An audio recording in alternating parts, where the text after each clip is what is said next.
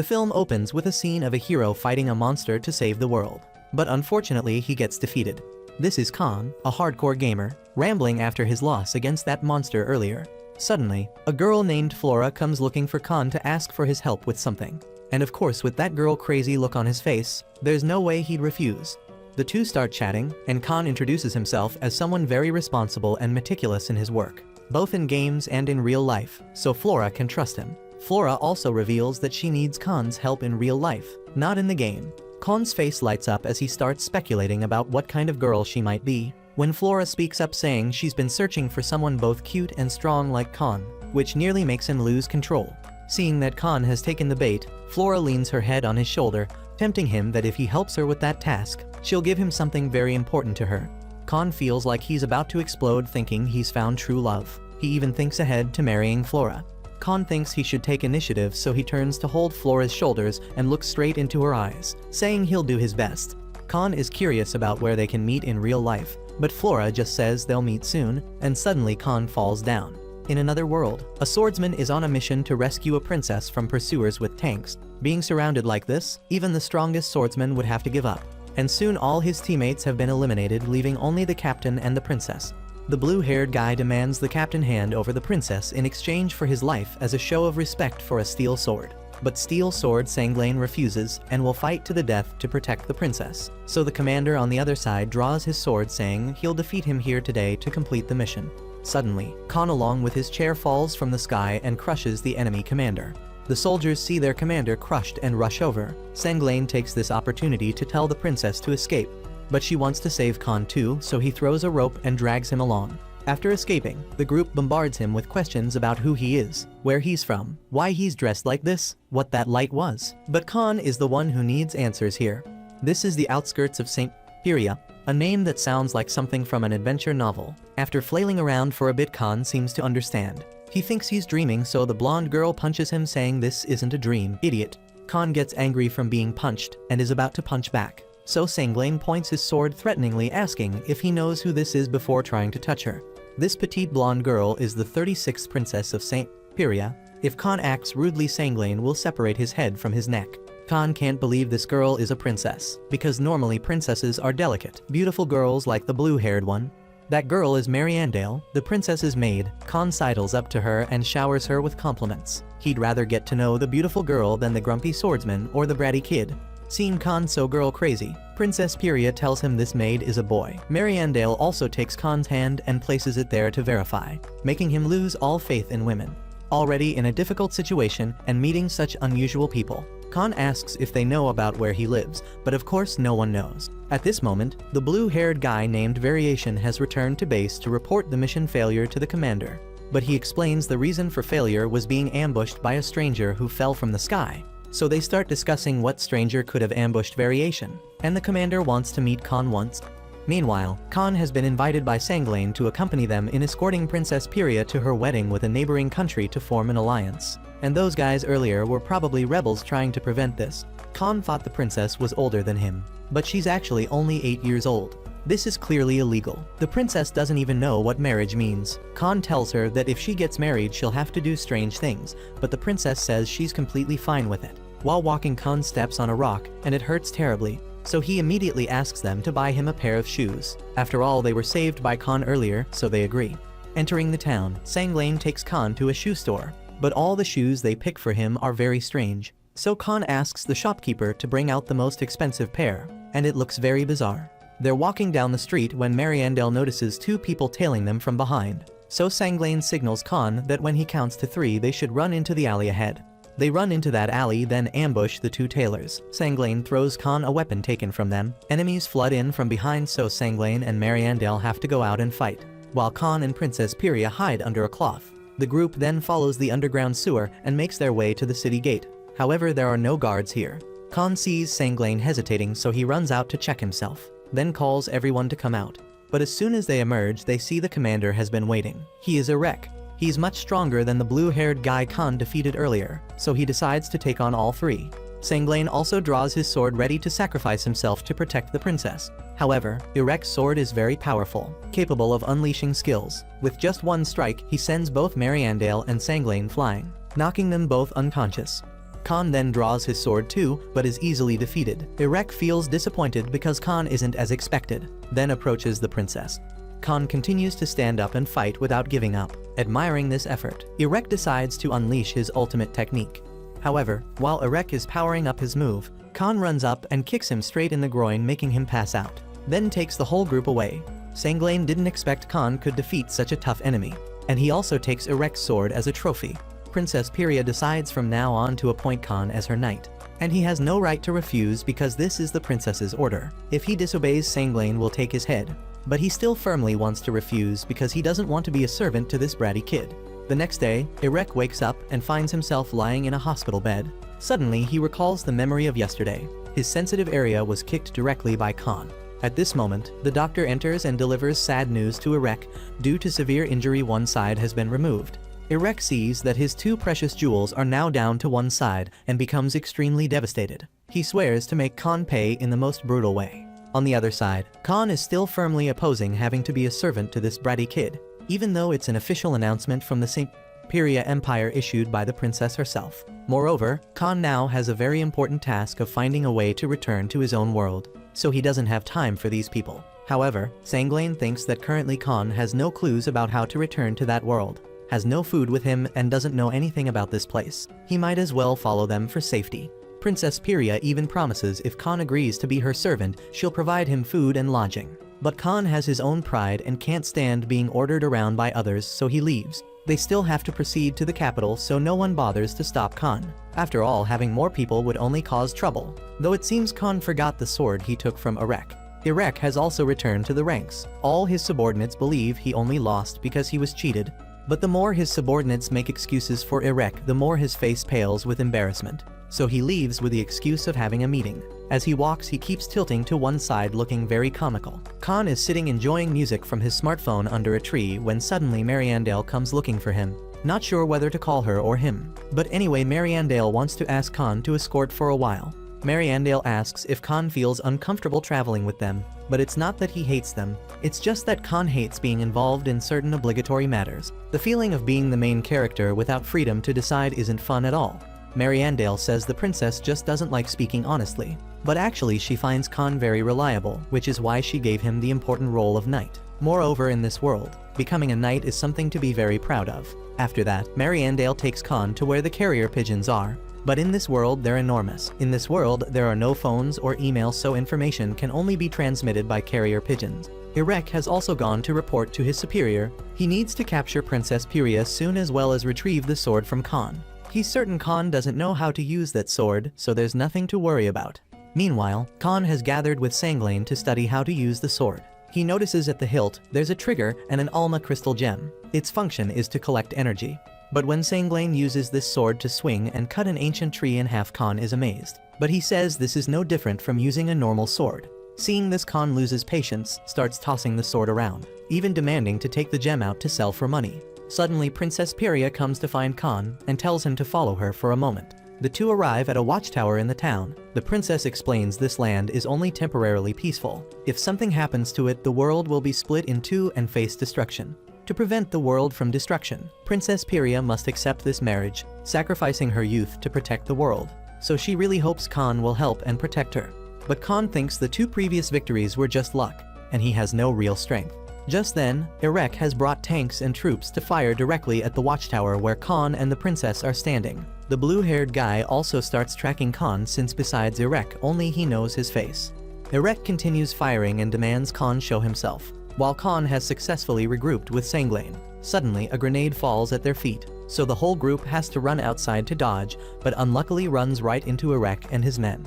Irek immediately controls the tank to aim the cannon directly at Khan's face and fires, but his shot goes astray and hits the blue-haired guy standing on the roof. Irek tries firing a second time, but the shot still goes astray. It seems because one side was removed, his center of gravity is now off. Sanglain also notices something strange and decides to clear a path for Khan. He believes Khan will be able to use the sword through some miracle. With that said, Sanglain draws his sword and charges to slash one side of the tank's wheels. Khan then also activates Irek's sword somehow and charges up. But suddenly he trips on a rock and falls flat on his face. The sword then also somehow transforms into a very heavy stone mace. Regardless of Irek preparing to fire, Khan still charges forward and presses the button on the sword, creating an explosion that blows away the tank.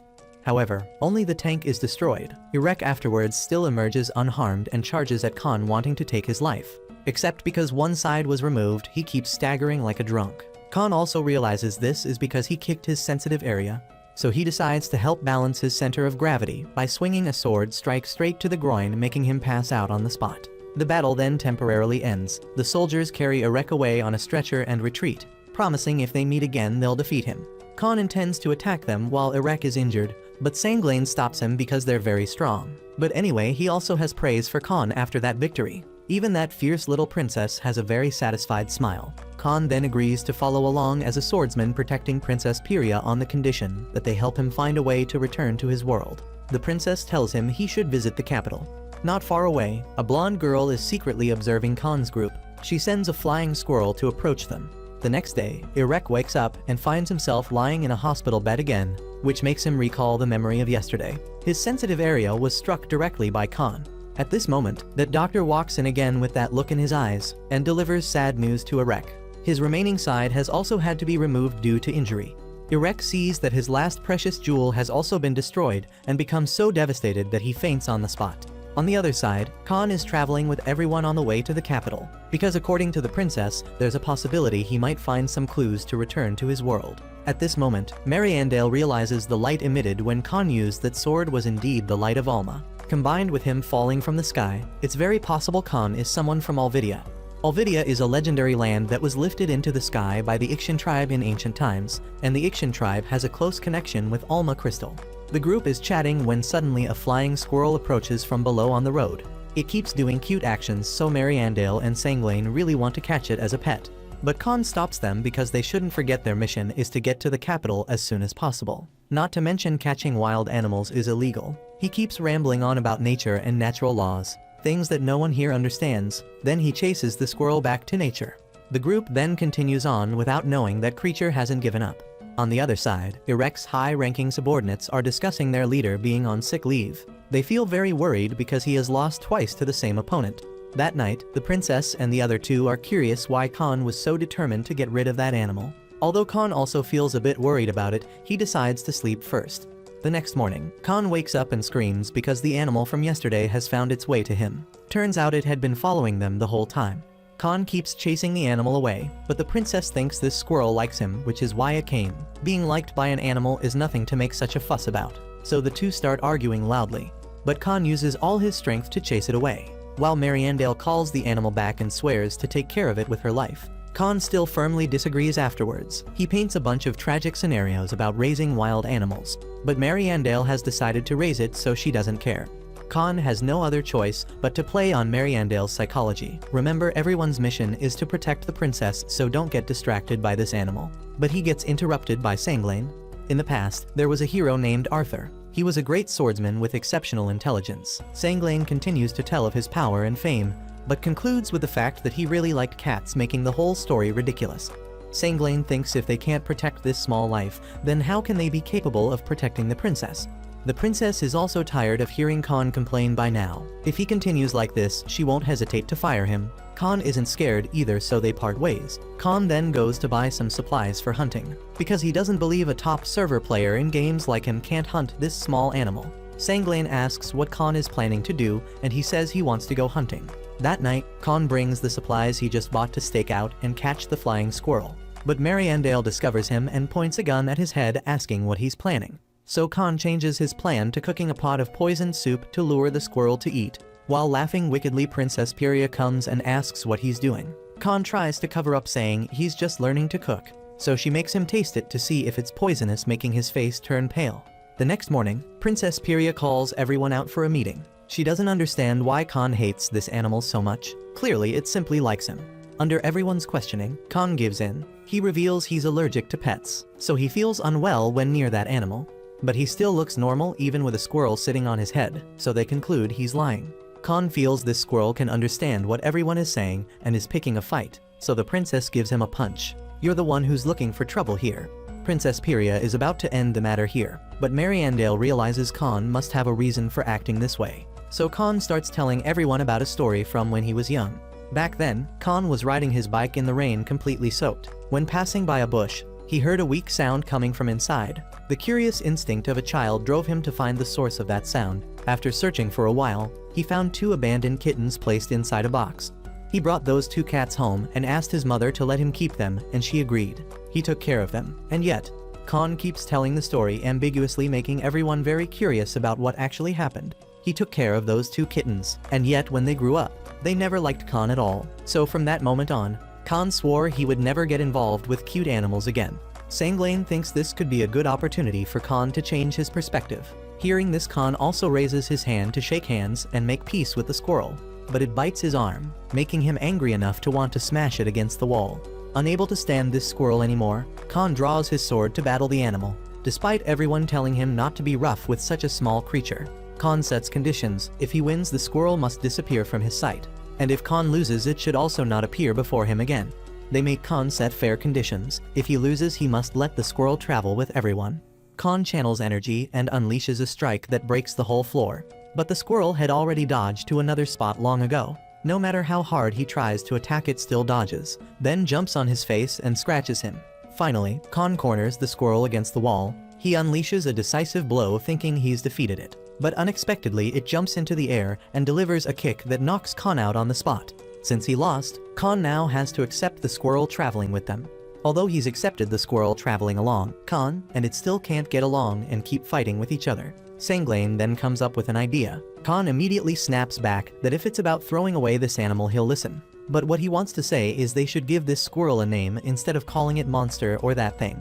They say they're naming it, but all the names they give this squirrel sound very strange. Khan stops them, saying you can't just randomly name pets when you don't know who it is and what it likes. Also, the rule for naming animals is 4 syllables. You can name it anything, but only a maximum of 4 syllables. After much debate, they decide to name this squirrel pet as suggested by Khan, then prepare to depart for a fishing village. Meanwhile, Irek is being driven by Variation back to his family's mansion. Here he meets his fiancée again. His fiancée, named Amelia, hears that Irek's honor was tarnished on the battlefield and feels very sorry. They greet each other, and she thanks Variation for saving her future husband.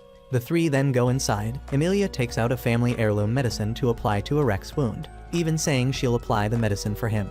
Irek fears if Amelia finds out his 2 precious jewels have been removed, she'll be very shocked and won't want to marry him. So Irek has to refuse, even though this will make his fiancée sad. Irek then gets into Variation's car to prepare to leave when the butler asks Irek what happened with Amelia because she's sad. Not wanting to leave his fiancée lonely, Irek calls her down to get in the car and go sightseeing with him. Throughout the trip, Irek only worries about what will happen if he tells Amelia that part of him is gone or not. Surely she'll be very shocked and want to abandon him.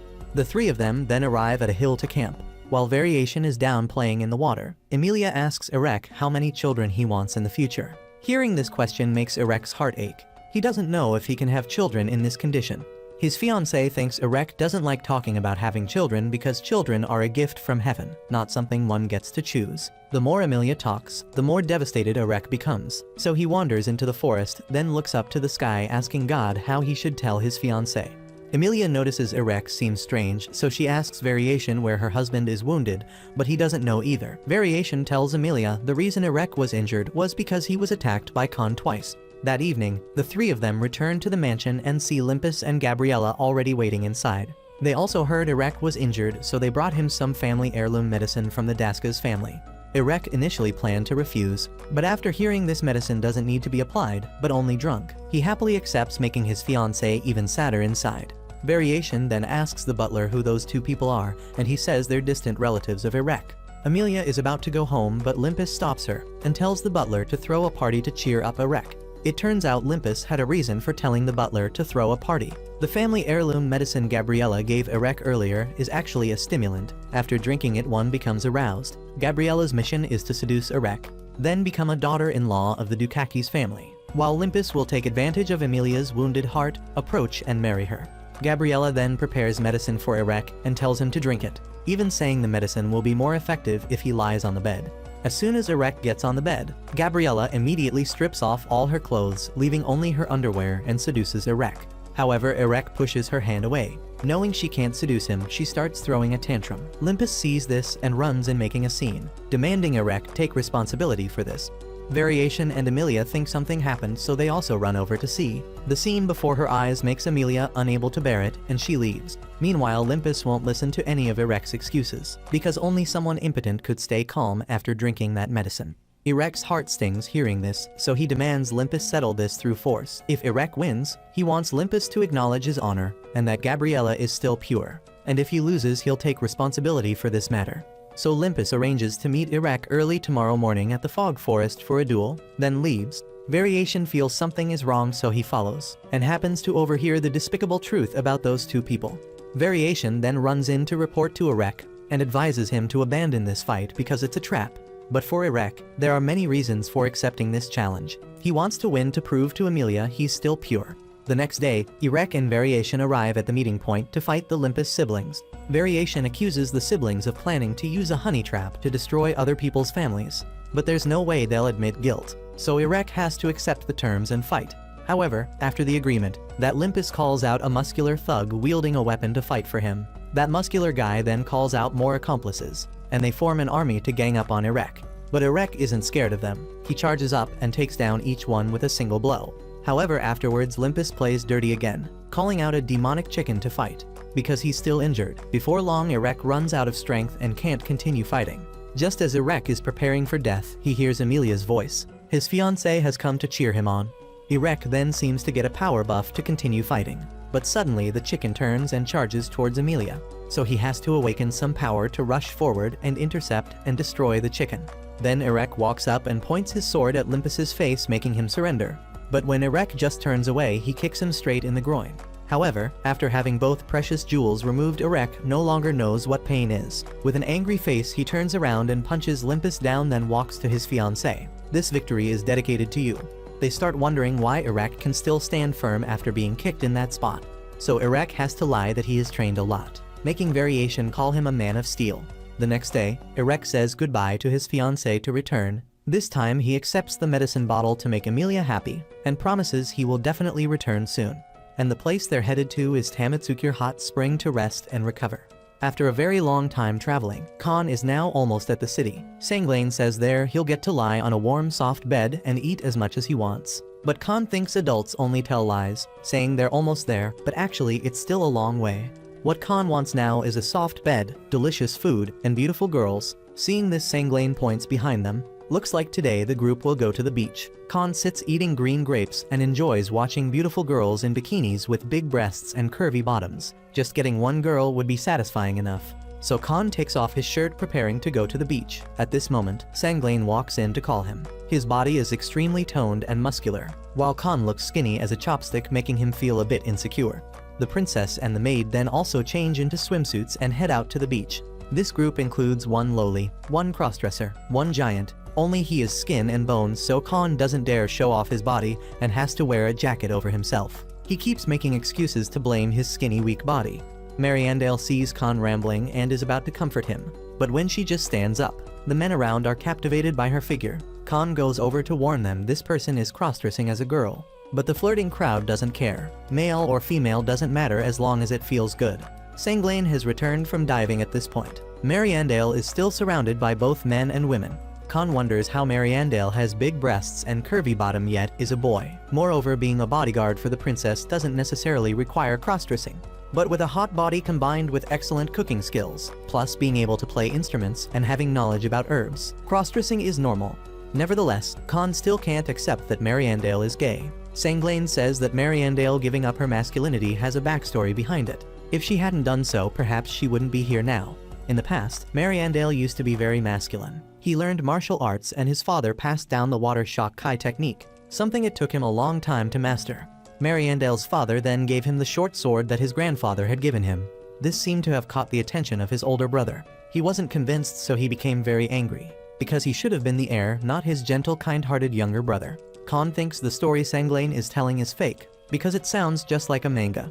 Sanglain continues, after that incident, conflict arose. The father was now weak and lying in bed sick. One of the children was caring for him. He wanted to say something before he died. Unexpectedly, that child used the short sword to stab their father to death. The three children were very sad over their father's death. The third brother blamed Mariandale for killing their father because the murder weapon was the short sword he had inherited.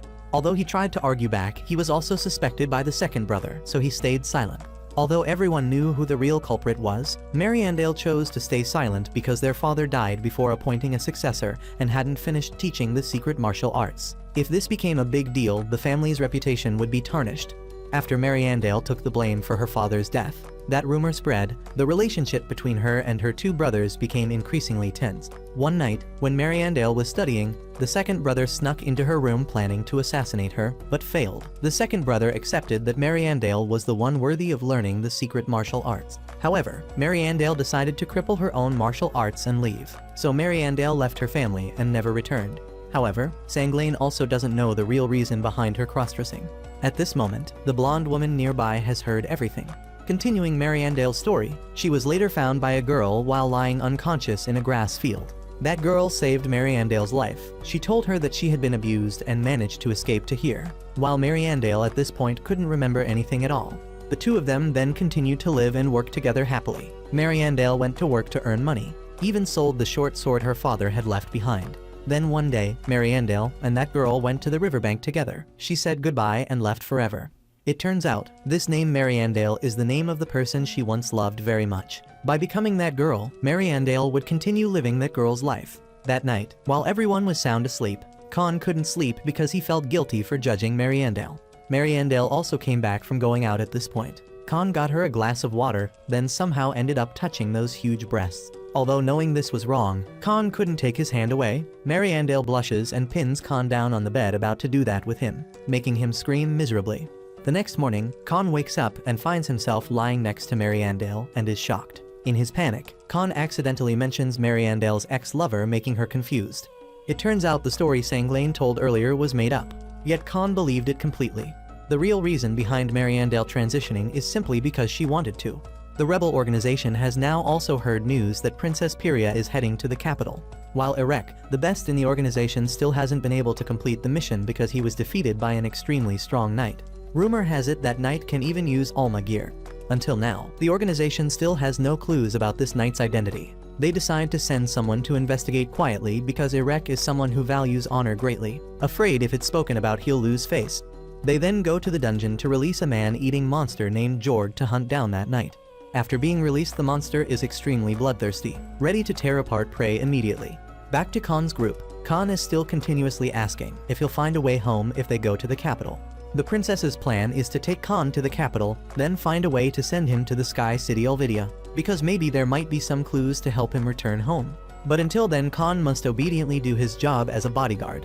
Meanwhile, that monster Jorg has also spotted the group and is following them. They then rent an inn to stay at. Khan asks how much longer until they reach the capital, and Sanglain says if nothing goes wrong on the way, about 2 months. Khan can't stand it because it's too long. But right now they really need to keep information secure, so they need to avoid public transportation. Sanglain says Princess Pyria really trusts Khan, so he should focus on doing his job of protecting her well. Right at this moment, Mariandale rushes in saying the princess is acting very strange. Very likely she has, then runs to the princess's room, making Khan curious and follow. When they arrive, Mariandale and Sanglain are extremely frightened, while Khan doesn't see anything unusual about the princess, so they pull him outside so as not to anger the princess. Khan wonders what exactly happened to the princess. Sanglain asks if he saw the thing on the princess's head. It's just a normal hair tuft swaying, so what's there to worry about? Before they can explain, the princess has already called Mariandale saying she's hungry. The group then quickly runs to the kitchen to find food. Even though they've taken all the food from the cupboard, Mariandale feels this isn't enough. The chef walks in and sees this scene about to make a fuss. But Sanglain takes out a gold coin, saying today he'll book the entire inn, requesting he not accept any more guests. Mariandale tells Sanglain and Khan to go buy more food. Khan is about to argue, but Mariandale swings a knife and chops off a pig's head, scaring him into running immediately. Khan and Sanglain just leave the inn when that cannibal has arrived. The two have now bought a lot of provisions and are heading back. Sitting in the cart, Sanglain tells Khan about the princess's situation. He says currently the princess is in her hyperactive period, although he's never seen the princess during that time. But according to everyone, it's very scary, so don't make her angry. As for the hair tuft on the princess's head, once the third hair tuft on her head stands up, everything will be over. The two then return with ingredients, and Mariandale has cooked a ton of food and tells them to bring it up to the princess immediately. When they bring the food to the princess's room, there are already many empty plates here. She demands something bigger. Even the pile of food they just set down disappears in the blink of an eye. In the kitchen at this moment, because Mary Andale has been cooking continuously, her fingers have gone completely numb. But she still has to keep making food. Khan keeps bringing food up, but every time it still disappears in the blink of an eye, so Khan starts grumbling. Although Sanglain has stopped Khan, the second hair tuft on the princess's head has now stood up, making him break out in cold sweat. The princess demands they speak more politely, must say meow at the end of sentences, although this will turn Sanglain into a clown, but to preserve his life he still has to comply. After that, the princess also makes Pet transform into a bird, so it also has to obediently obey. Mary Andale at this point is like a madwoman from cooking too much. Khan starts feeling annoyed, thinking it's just a child reaching puberty, therefore they shouldn't spoil her too much. So after that, Khan goes up to the princess's room to talk. He understands the princess is currently growing up, so she wants to eat a lot. But bothering others like this isn't good. She needs to help everyone, and the first thing she needs to do is help Khan carry these dishes down to the kitchen. Mary Andale and Sanglain are then very shocked because the princess actually helped Khan carry dishes down. After she leaves, Mary Andale tells him not to be so reckless next time if he doesn't want to die. Khan then advises everyone not to worry too much and should go rest because today was hard work. That night, when the lights are off, that man-eating monster finally acts. He breaks into the inn and notices the kitchen light is on. He sneaks in to check and sees Mary Andale is still boiling water here. He lunges forward to skewer Mary Andale, but she splashes a ladle of hot soup in his face. He then falls down and gets a skewer in his face. Baking flour then also falls on his face. Mary Andale angrily charges at him and beats him up, telling him if he still values his life to get lost from here. The cannibal gets scared off and runs away in a panic. He then switches targets to Sanglain, who is sitting guard in the hallway. Sanglain sees him and doesn't care who he is, just advises him to leave if he doesn't want to die. The killer is scared to death, but still thinks this is just a bluff, so he manages to sneak to the princess's room. After observing for a while, he knows the princess is sleeping on the bed, so he plans to approach and strike. At the moment he's about to strike, the third hair tuft on the princess's head stands up. And after that there is no after. The nightmare officially begins. Khan is going to the bathroom when suddenly that guy lunges and clings to him. He begs Khan to save him, so he thinks this is someone Mary Andale and Sanglain hired to scare him. He then goes to the princess's room to check the situation, but doesn't see her on the bed. The candle is then blown out. The cannibal is scared unconscious on the spot. The princess then lunges at Khan and toys with him. Khan sees the 3 hair tufts on her head and understands what has happened, so he jumps out the window to escape. The plan to assassinate Princess Pyria has failed, and after that no one ever sees that mysterious assassin again. A few days later, the group arrives at the hot spring resort. Khan sees this place is also full of game stalls just like his world. Although rumor has it the hot water here is very good for the skin and can cure bone and joint diseases, Khan doesn't feel very interested because he has to go to the hot spring with only men and a kid rather than pretty girls.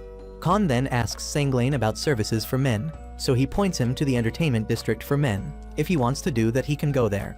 After chatting for a while they arrive at the hotel where Sanglain always stays when passing through here. They are then led to their room by staff. Khan wonders whether Mary Andale will bathe on the male or female side. Sanglain tells him not to worry because he has booked a premium room with a hot spring inside for the princess and Mary Andale, while the two of them will stay in a tiny room and have to use the outdoor bath. Khan excitedly runs around and swims everywhere like a child, but Sanglain holds him back, telling him to be quiet and calm down. Khan feels nostalgic because the comfortable feeling is just like in his world. He remembers the time he went to a hot spring with his family. Khan sits listening to Sanglain share for a while when suddenly that part of him stands up. He quickly runs away fearing Sanglain will notice this. At this rate he won't be able to go outside. Suddenly Khan remembers what Sanglain said earlier. The hot water here can rejuvenate bathers. While still skeptical, he spots Erek is also here. So he has to quickly hide because he doesn't want to face the person he hates most in the world. Moreover, if caught he'll definitely get beaten up. Because he forgot to get the room key from Sanglain. He can't get into the room and has to go ask Mary Andale and the princess for help. But the two of them are bathing so they can't hear anything at all. While asking for help, that Erek guy once again passes by this way. So Khan has to temporarily hide behind a lamppost. Out of options, Khan returns to the outdoor bath to find Sanglain, but doesn't see him here. He suddenly remembers the entertainment district for men from earlier. Unfortunately, at this moment that Erek also comes to bathe, so Khan has to quickly hide in the laundry basket, about to take the opportunity to escape when he suddenly hears Erek praying inside. Khan witnesses him praying for his 2 precious jewels to be restored and feels sorry for him too. The princess and Mariandale are still enjoying themselves, so they can't hear anything. So Khan has to ask the receptionist to tell them not to leave their room. Right at this moment, Irek once again appears. He also notices Khan looks somewhat familiar, but thinks again, why would someone like Khan be here? After that, Khan, still holding that part, runs to the entertainment district for men to find Sanglain. Going alone here at night, he keeps getting solicited to enjoy services. This district is too big, so finding Sanglain at each bar is impossible. So Khan starts analyzing based on Sanglain's preferences. He's an animal lover, so he's likely at a place with girls cosplaying as animals. Suddenly, Khan's eyes stop at a cafe where you drink while playing with cats. Sure enough, when he goes inside, he sees Sanglain lying and playing with cats here. Khan tells Sanglain that Irek is here, but he just wants to avoid him rather than fight. Suddenly, that Irek for some reason also appears here, so Sanglain has to grab Khan and run somewhere else. At this point, Khan's little brother has also calmed down. He realizes his little brother stood up because that Irek was lurking around. So now he no longer has to sneak around like a thief. But suddenly his body starts glowing, so he gets everyone's attention while walking on the street. Walking around with a glowing body like this makes it very easy to be discovered, so they decide to quickly return to the room. Since today was tiring anyway, they decide to go to sleep. But after turning off the lights, Khan's body is too bright, so they can't sleep. Unable to sleep in this condition, Sanglain and Khan sit up to find a solution. The problem isn't insomnia, but if this condition doesn't go away, he'll be rejected by recruiting companies. Hospitals will refuse his blood type. Girlfriends will call him impotent because he can't turn off the lights. He keeps rambling about problems he'll face if he keeps glowing like this. So he gets up to go take a bath. Khan realizes the problem he's facing is somewhat related to the hot spring here. His little brother standing up to his body glowing all happened after he soaked in hot water. The reason only he's affected is probably because he's a Hyperion, and perhaps the reason that Irek is also here is because of this. Sure enough, after soaking in hot water for the third time, his body stops glowing. Khan is happy that he's stopped glowing when suddenly he hears Irek say, "So you're here too," startling him. Irek once again declares war on Khan. He wants to settle everything here, but Khan suggests he should cease fire because this is a hot spring. People come here to relax, not to fight. Just as Khan finishes speaking, his body suddenly glows even brighter than before. Irek thinks Khan really wants to fight him. Moreover, Khan's little brother is even glowing more intensely, as if challenging this Irek. Irek wants to charge in for a one-on-one fight with Khan, but is stopped. He thinks if they fight here, the hot spring will be destroyed, causing trouble for the owner, and the loser will be discovered dead naked. If this spreads, it will cause the hotel to lose business. Irek hears this makes sense, so he decides to put on clothes first, then continue. While getting dressed, Khan suddenly gets the idea to play dirty. Taking advantage of Irek's carelessness, he takes the broom from the room and hits Irek hard on the head, then leaves with the whole group that very night. His body is still glowing like a lamp, leading the way for the group. The group then continues on their journey. Khan is forced to wrap bandages around his body, wear a hat, dark glasses, and a turtleneck to avoid attracting attention since he's still glowing. But now he looks even more suspicious, looking exactly like an assassin. The princess teases him, calling him a pervert, so Khan opens a layer of bandages, making her eyes dazzled. Sanglain scolds him not to do that since he was told not to attract attention. They then arrive at a village to enjoy lunch. The food is very delicious, but Khan only gets to sit drinking juice and watch them eat. Later he'll get to eat after they find a hiding spot for him. But because he's too hungry, Khan decides not to listen to them, opening the bandages to eat. Although Sanglain and everyone quickly stops him, they still get noticed by people around them. They then quickly leave but are stopped by villagers. They want to see what's wrong with Khan. Sanglain says he has severe burns all over his body, so he needs bandages. But the villagers still stop Khan and pull the bandages off his body, revealing his glowing body. Thinking it's all over, suddenly the surrounding people all kneel down and bow. The village chief steps forward saying God will descend to earth, and according to legend his body will glow. So now, Khan is treated like God by the villagers here. Sanglain is about to explain, but Khan goes along with it, admitting he is indeed the one who fell from the sky. He is God, and those people are his loyal servants. Thanks to his bluffing, Khan has now been elevated to God, being served, eating well and dressing warmly. Khan thinks if they had admitted it earlier, who knows what the villagers would do, so they might as well go along with them. However, the light emanating from Khan's body is just excess Alma energy in his body, so Khan will escape from here before the villagers find out. Suddenly, the village chief comes knocking on Khan's door. He has brought the villagers along. The villagers cheer, calling for God, making the group question what Khan will do. The chief wants Khan to show the villagers his miracle, so Khan thinks for a moment, then raises both hands to the sky and shouts loudly, The light from his body becomes stronger. Also afterwards, a flock of blue butterflies flies over and lands on Khan, making the villagers completely worship him as god. Thinking everything is going smoothly, suddenly a young man stands up asking Khan to please save the village. It turns out this village's well has long dried up. Khan tells Sanglain to give him the sword, then Khan transforms it into a hammer shape, presses the button and swings it straight at the well. Underground water then gushes up and helps the villagers escape their difficulties. The princess thinks Khan is just lucky, so she advises him not to go deeper into this matter, or the consequences will be unpredictable. But Khan doesn't really care. He casually turns back to the villagers boasting he is god. The village chief then asks Khan about the beginning of this world, so he starts spouting a bunch of nonsense theories. The villagers don't understand anything and just cheer. Khan's group is also afraid of being exposed, so they take turns covering for Khan, though they also don't understand what Khan is talking about. The more the villagers cheer, the more Khan continues to talk nonsense. The consequence is they have to stay a few more days, and the next day the whole village again comes to ask Khan about a bunch of things from sky to sea, where the world is going. So Khan again talks nonsense, making the princess's group have to step in and explain. A villager stands up to refute Khan, so he makes them bow down because ignorant humans wouldn't understand anything.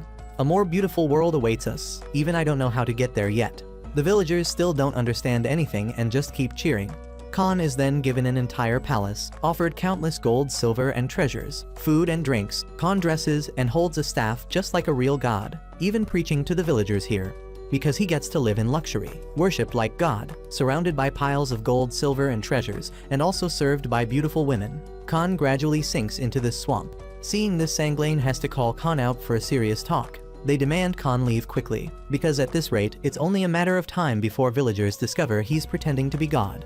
But Khan is now too delusional about this. He thinks he's a living saint, even dreaming of having the villagers build him a magnificent palace and be served by 48 pretty girls. The princess slaps Khan once, reminding him of his real purpose in this world, why he's traveling with them. Khan now also realizes he's been lost. Suddenly, the village chief rushes in asking Khan to come greet the villagers. It turns out Khan's teachings are increasingly trusted by the people, so they're becoming chaotic and want to meet Khan. Khan realizes the situation is getting serious, so he agrees to let Sanglain wrap bandages on him and escape. But while preparing to escape, he's discovered by the village chief. Khan has to lie that he needs to go elsewhere to preach. But now the number of people believing in Khan's religion has skyrocketed. If he leaves, they might wage war against other sects. Khan demands they stop waging war against other sects immediately. He decides to step forward to teach them. Khan suggests the villagers build a tower at the distant mountain to expand the sect. This can both buy more time and utilize the labor of the villagers. Sanglain will handle designing the blueprint for the tower, since he graduated from architecture at military training school. Khan seems to look down on Sanglain, so the princess mocks that he graduated as valedictorian, not stupid like the glowing guy, making Khan speechless. After just a few days, the tower is built. Sanglain takes this opportunity to tell Khan to quickly use all his strength to glow more, providing energy for the hot air balloon he has prepared and fly into the sky, using the excuse that God must now return to heaven. The village chief calms his villagers, telling them to continue spreading Khan's teachings. After escaping that village, the light on Khan's body suddenly disappears. This also means the hot air balloon will fall. The group panics. The princess demands Khan quickly glow again. But no matter how hard he strains, he can't glow again, and the group continues falling down. Back to Erek. He is standing enjoying the breeze on a grassy hill, when suddenly the blonde girl who has been following Khan's group approaches. Her name is Alma Flora. She's from the Sky City, and Erek also knows her. At Erek's camp, his close associates are relaxing when Variation rushes over, announcing Erek will return to the army in a few days. The blonde thinks she can stay by Erek's side as his strategist, but the other three all oppose. All four are arguing that they are his most trusted person. That night, Pet wanders around the inn and sees everyone is sound asleep, so decides to run outside to report. Erek's four close associates are now drinking together. While drinking, they badmouth each other, so the red-haired and black-haired guys are about to stand up and fight. The blonde stops them because fighting over such a trivial reason will tarnish Erek's honor. The red-haired guy then sits down and asks the blonde why he claims to be the most suitable attendant for Erek, and he says he doesn't know. The black-haired one suggests they talk about their qualities to see who is most suitable. The black-haired one starts. He thinks he has the courage to face pain and danger, because while Erek was recovering, he went to train alone on the mountain, going through the harshest exercises to exceed his limits. but everyone thinks he trained like that only because of his womanizing nature and masochistic tendencies. The black-haired one also adds, while training on the mountain, he learned a killer technique that can decide the outcome of any battle. But its name is so long and ridiculous that no one can hear it.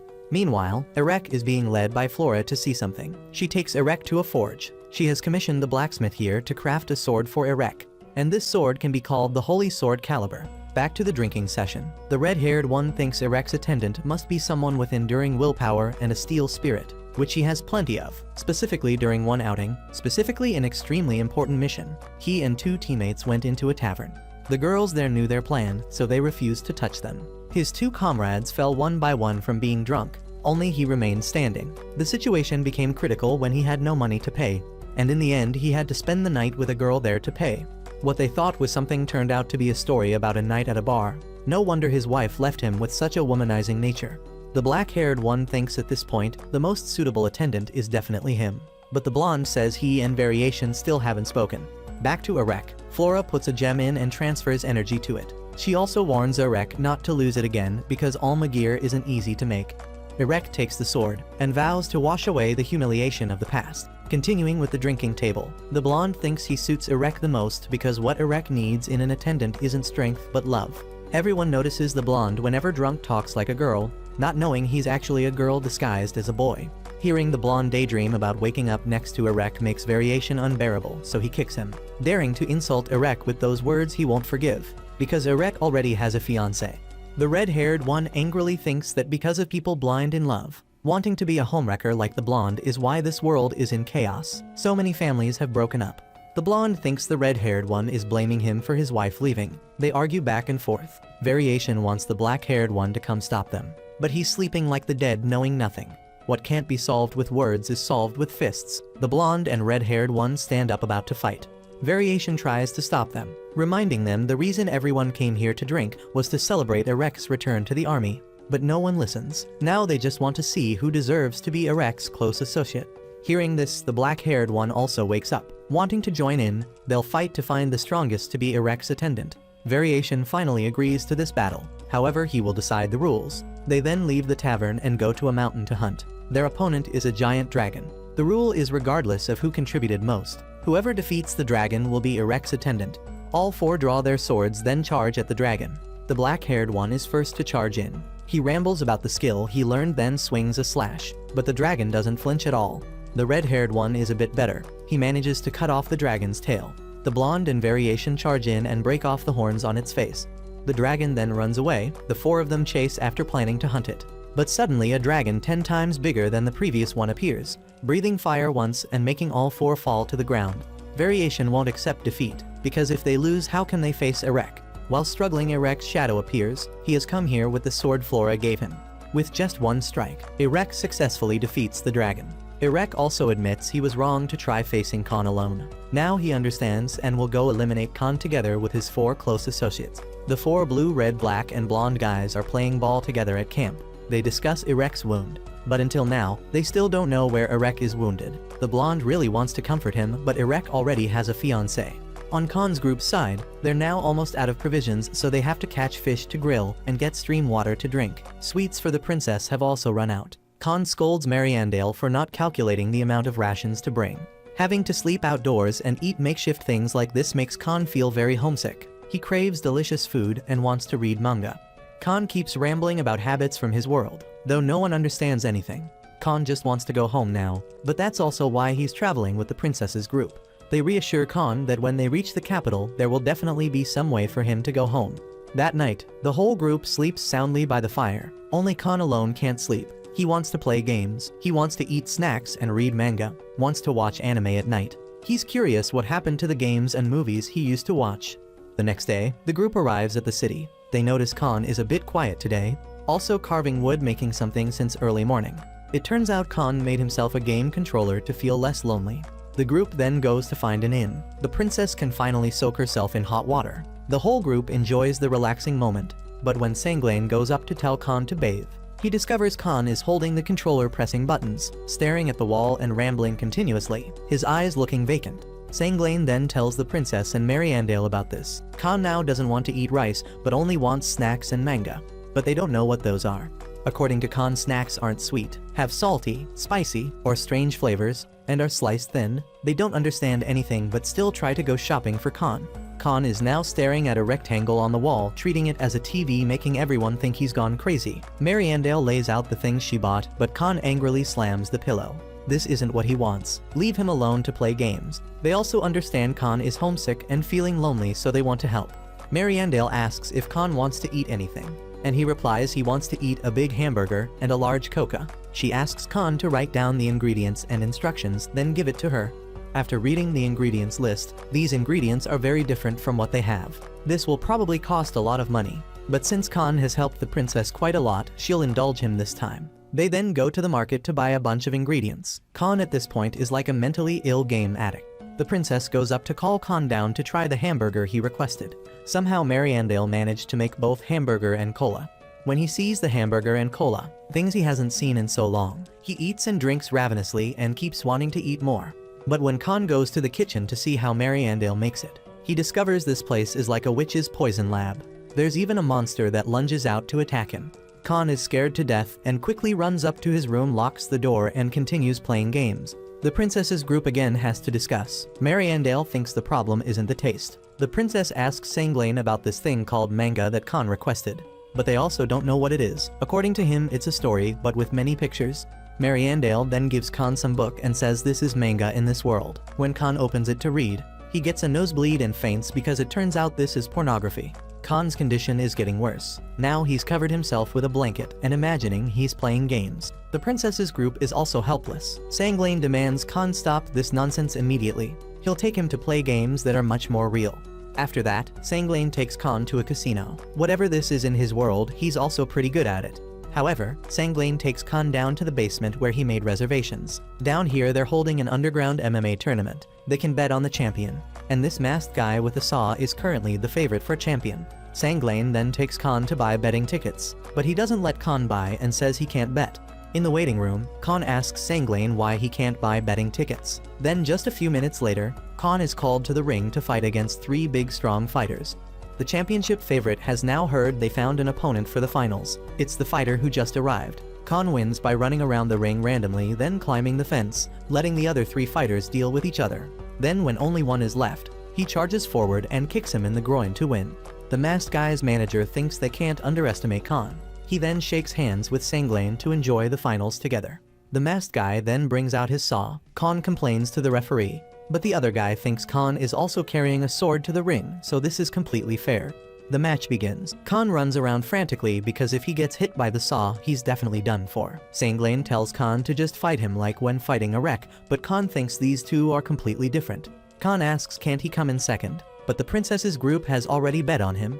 Khan is cornered against the wall. He takes out his sword and knocks away the masked guy's saw. Everyone thinks he's about to win, but Khan uses the opportunity to run away, making the audience furious. Khan then blames the princess's group for setting him up to exploit him. He was just homesick for them to care about him a little more, but they drag him out to profit, even wanting to poison him. Everyone doesn't know what to say, so they go back to the room to sleep. A few days later, the group passes an abandoned castle and decides to stay there for the night. Khan complains he hasn't eaten anything all day, but tomorrow they'll reach the next town, so he has to endure. The next morning, the group continues on the road. Khan continues to complain because his body aches from having to sleep in the castle last night. Suddenly, Sanglane and Mariandale hear artillery fire, immediately grabbing the princess and Khan and jumping from that spot. Although they missed the target, Irek is very satisfied because that was a very good opening shot. Irek then leads his troops to Khan's location. They don't understand how they discovered their location, but the most important thing now is to find a way to deal with this. Khan intends to escape, but looking at this situation, they definitely won't let Khan get his wish. So the only way now is to divert and create an escape route. Khan and Sanglane charge forward to block Irek's soldiers. Irek's side coordinates very well, following commands along with finely forged weapons, making the princess's side no match. Irek charges forward to attack Khan. He uses his sword to block. The explosion created from the 2 Almagear swords shatters the ground where they stand.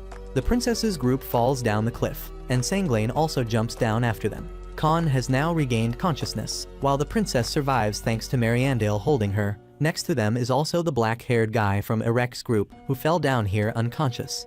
Irek's soldiers search for the black-haired guy in the river, but don't find him. Instead, they've captured Mariandale and brought her back to camp for interrogation.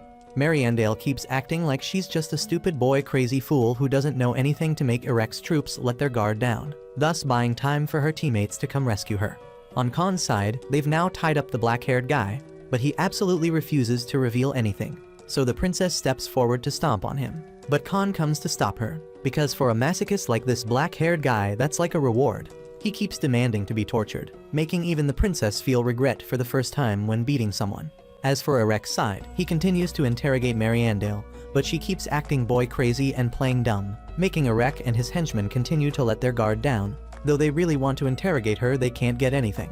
Back to Khan, the black-haired guy still refuses to say a word. Sanglain gets angry and is about to beat him up, but Khan stops him.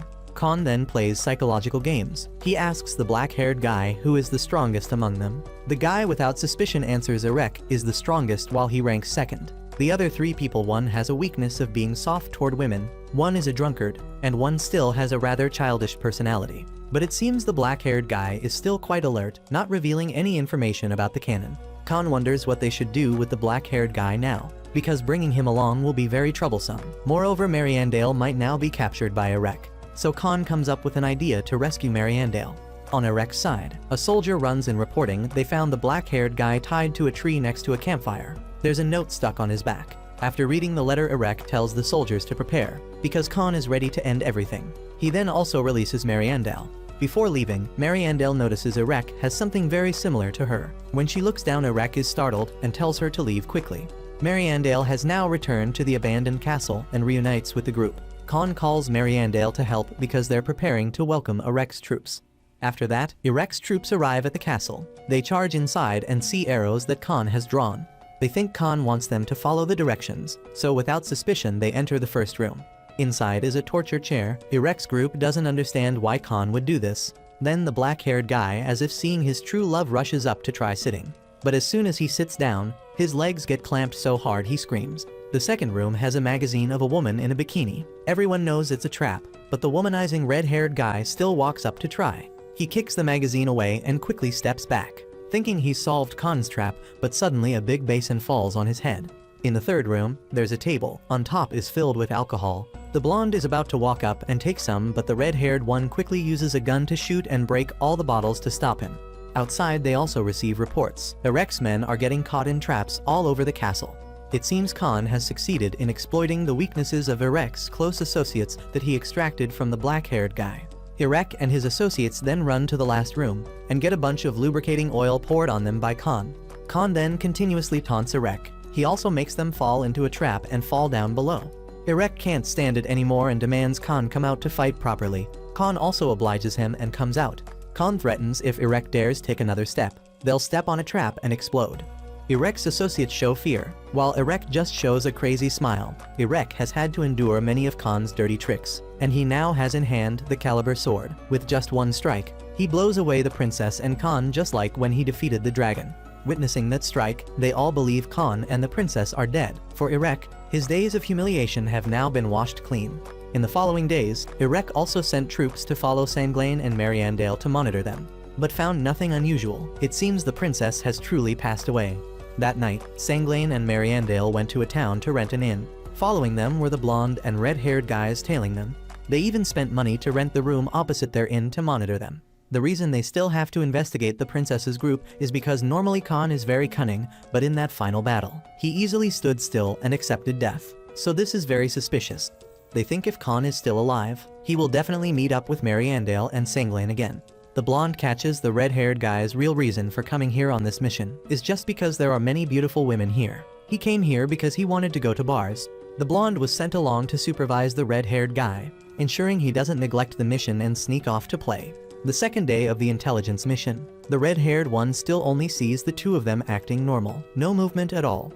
The red-haired one keeps arguing with the blonde that he wants to go out and play, but the blonde won't let him. While they're arguing, Sanglain's side has new movement. The two of them are leaving the inn.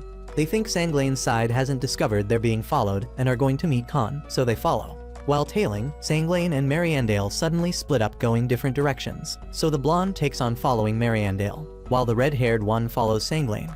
The red-haired one then discovers Sanglain is going to a cafe to meet someone.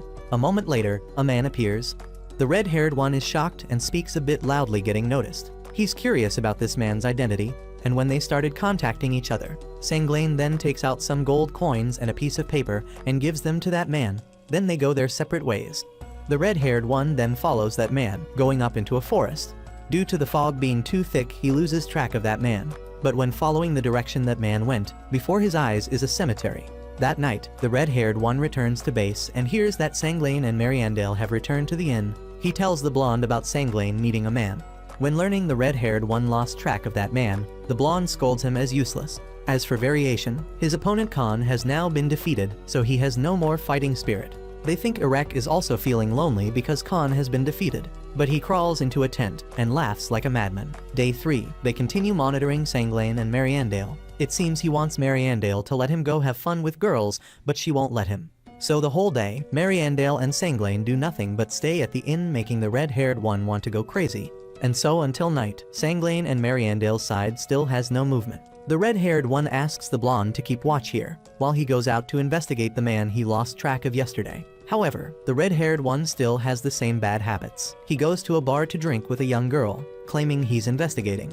Not only can't investigate anything but gets drunk, even loses money to ask this girl's name. He then gets too drunk and falls asleep right at the bar. The next morning, the red-haired one returns to base to continue monitoring Mariandale and Sanglain's group. Because he drank too much the day before. Today the red-haired one is still hungover, wanting to vomit. So the blonde kicks him once and grounds him in the room today. The whole day, Sanglain's side still has no movement. At this point, the blonde has gone to buy food. He asks the red-haired one if there's any movement on the other side. Just as the red-haired one finishes speaking, he sees Mariandale going out. So he hastily runs after her. Mariandale enters a tavern. The red-haired one also follows and carefully checks. However, while waiting for Mariandale to act, he also has to drink along, but she keeps drinking without stopping, and the red-haired one is now completely drunk. He's been drinking like this for 2 days straight, so now he has to do something, or he'll collapse before Mariandale does. Out of options, he approaches Mariandale and says today he came here to drink, so he hopes she can put away her gun. Mariandale reveals she is lost and couldn't do anything to save Khan and the princess, so now she can only grit her teeth and watch people go. The reason Mariandale is here today is simply to drink away her sorrows. They also knew about the red-haired and blonde guys following, so doing that is pointless. Now Mariandale and Sanglain can only do what they can do. Before leaving, Mariandale also punches the red-haired one once, as revenge for killing her friends. The next day, the red-haired one returns and tells the blonde to leave here, since Khan hasn't appeared for several days, so monitoring is just useless. The blonde doubts Mariandale's words, but the red-haired one completely believes what she said. Suddenly, he recalls Mariandale's words at that time. They knew everything about being followed, so doing that is useless. They realize Mariandale and Sanglain have left the inn. The red-haired one leads the blonde running up the mountain where he lost track of that man, because very likely they'll meet Khan there again. But when they arrive, before the two of them are 2 coffins that have been buried by Mariandale and Sanglain. Witnessing the 2 of them like that, even the tears on Mariandale's cheeks make the 2 of them also believe Khan and the princess are dead. So after 5 days of investigation, the red-haired and blonde ones have decided to return to report the mission is over. While Sanglain and Mariandale continue on their journey, thinking everything ends here. But before Sanglain and Mariandale are Khan and the princess already waiting. Turns out they're still alive. Scene changes to a certain village. This blonde girl is Miranda. Her personality is a bit hyperactive. Just in the morning, she's already done greetings to this and that, then screams loudly, then runs to her parents. Her father is drinking tea and almost spills his cup when she runs over to kiss him. Her mother is eating cake and almost suffocates when she runs over to hug her. Miranda worries her hair tomorrow won't look good. She'll be laughed at by everyone. No one in this world suffers as much as her. Miranda just cries loudly like that. Her parents have to comfort her, saying she's very cute. So she becomes happy again, running to hug her parents, making them almost suffocate. Today, Miranda decides to visit her grandmother. Even though her parents tried to stop her, thinking it's not a good idea, but Miranda won't listen. Her mother is about to say something, but her father stops her. When Miranda runs on the street, everyone runs into their houses and closes their doors, avoiding her. But it seems she doesn't know this and keeps running around happily. Khan at this moment is feeling great about his fake death plan. It turns out Khan used the mirror in the castle to reflect the image of him and the princess, successfully fooling Irek and his gang. Now Irek's group thinks Khan and the princess are dead, so they can move around more easily. But this success can't ignore the acting talents of Mariandale and Sanglain. The funeral the 2 of them held completely fooled those 2 subordinates. Suddenly, Khan feels stomach pain writhing. but he doesn't want to use the toilet. The princess thinks he ate something bad along the way, but he hasn't eaten anything since morning. Back to Miranda, she's now at her grandmother's house taking care of her, but she shoves a whole piece of bread into her grandmother's mouth, then runs off to mop the floor, leaving her grandmother struggling. Grandmother tries to reach for the cup of water on the table, but gets accidentally hit in the face by Miranda's broom handle and faints. Miranda then runs outside and accidentally bumps into Khan's group. She immediately gets struck by love at first sight and has a different view of Khan.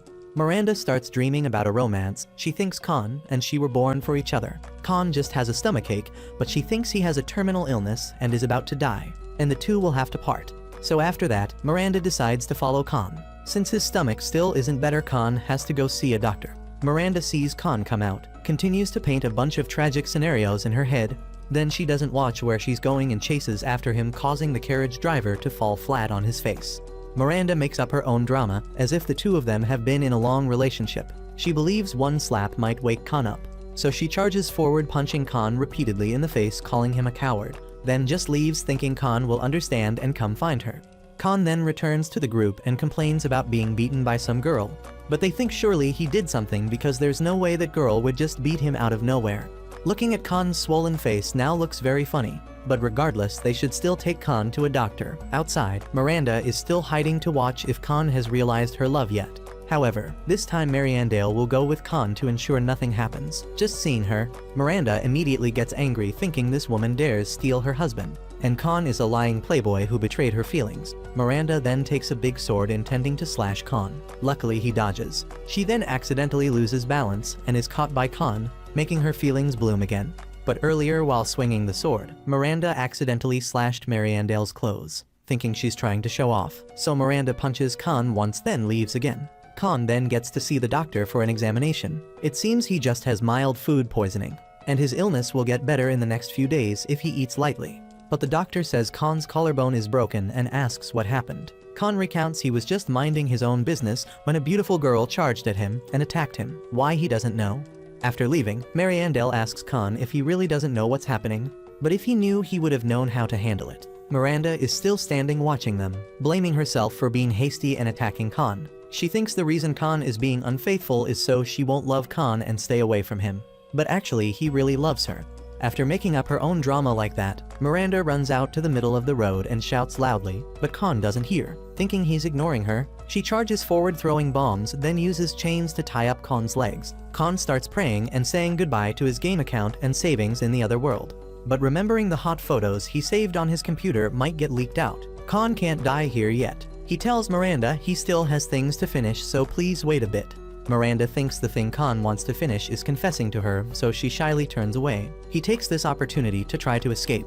Miranda waits forever without seeing Khan confess, turns back to see him running away. So she throws a knife, pinning it straight into Khan's heel to stop him from escaping, then makes him hurry up and confess. Khan doesn't understand what Miranda is saying. He uses all his knowledge about girls that he learned in anime to analyze what's wrong with this girl in front of him, and concludes this girl is in love with him. But Khan has no intention of loving Miranda, so she punches him in the stomach. Miranda then challenges Khan, and the two go to the grass field to fight, witnessed by Sanglane's group. If Khan wins, he can do whatever he wants, and she won't refuse anything. After speaking, Miranda charges forward to start first. While fighting, she also thinks that she and Khan knew each other before, and they had a beautiful romance, yet Khan heartlessly forgot. The princess hears this and laughs, while Khan tries to explain he really just met this girl for the first time. Khan then gets beaten up by Miranda, unable to fight back, and gets defeated by her. Khan also kneels begging for mercy, while Miranda sees Khan is too weak to be worthy of being her boyfriend, so she gives up. Khan then gets to see a doctor and is bandaged all over his body. If he stays here any longer, he'll probably get assassinated, so they decide to leave this town to be safe. Meanwhile, Miranda has now switched her love interest from Khan to Sanglane. The next day, Khan's group plans to rent a boat to go to the next place, but the boat owner keeps raising the price, so Sanglane gets angry, saying never mind, and storms off.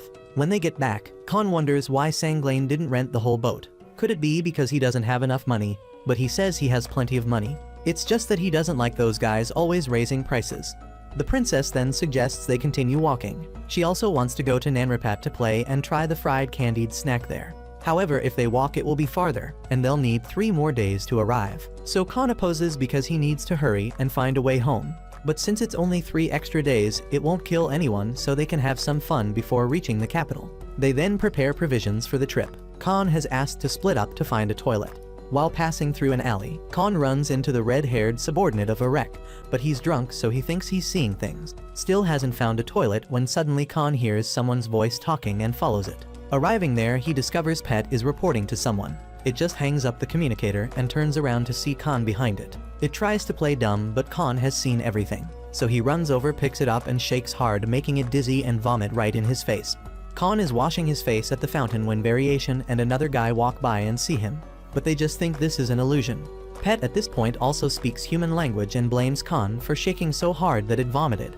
Khan then interrogates Pet about what its true identity is, but it thinks this kid can't do anything, so no way it'll confess. So Khan lets this squirrel experience medieval punishments, from drowning, then spinning in the air, whipping, using candles, wooden horse and muzzle. Just thinking about it is scary. This squirrel then gives Khan a tricky riddle and gives hints to help Khan solve it. After Khan solves the riddle, the answer is "I am your father." The meaning of that is Pet is his father. Khan sees Pet making claims, so he starts listing a bunch of differences between the two of them. But Pet still argues, so he raises his foot about to kick it when he discovers this isn't its real body. Khan demands Pet prove it's his father, so Pet starts telling Khan a story.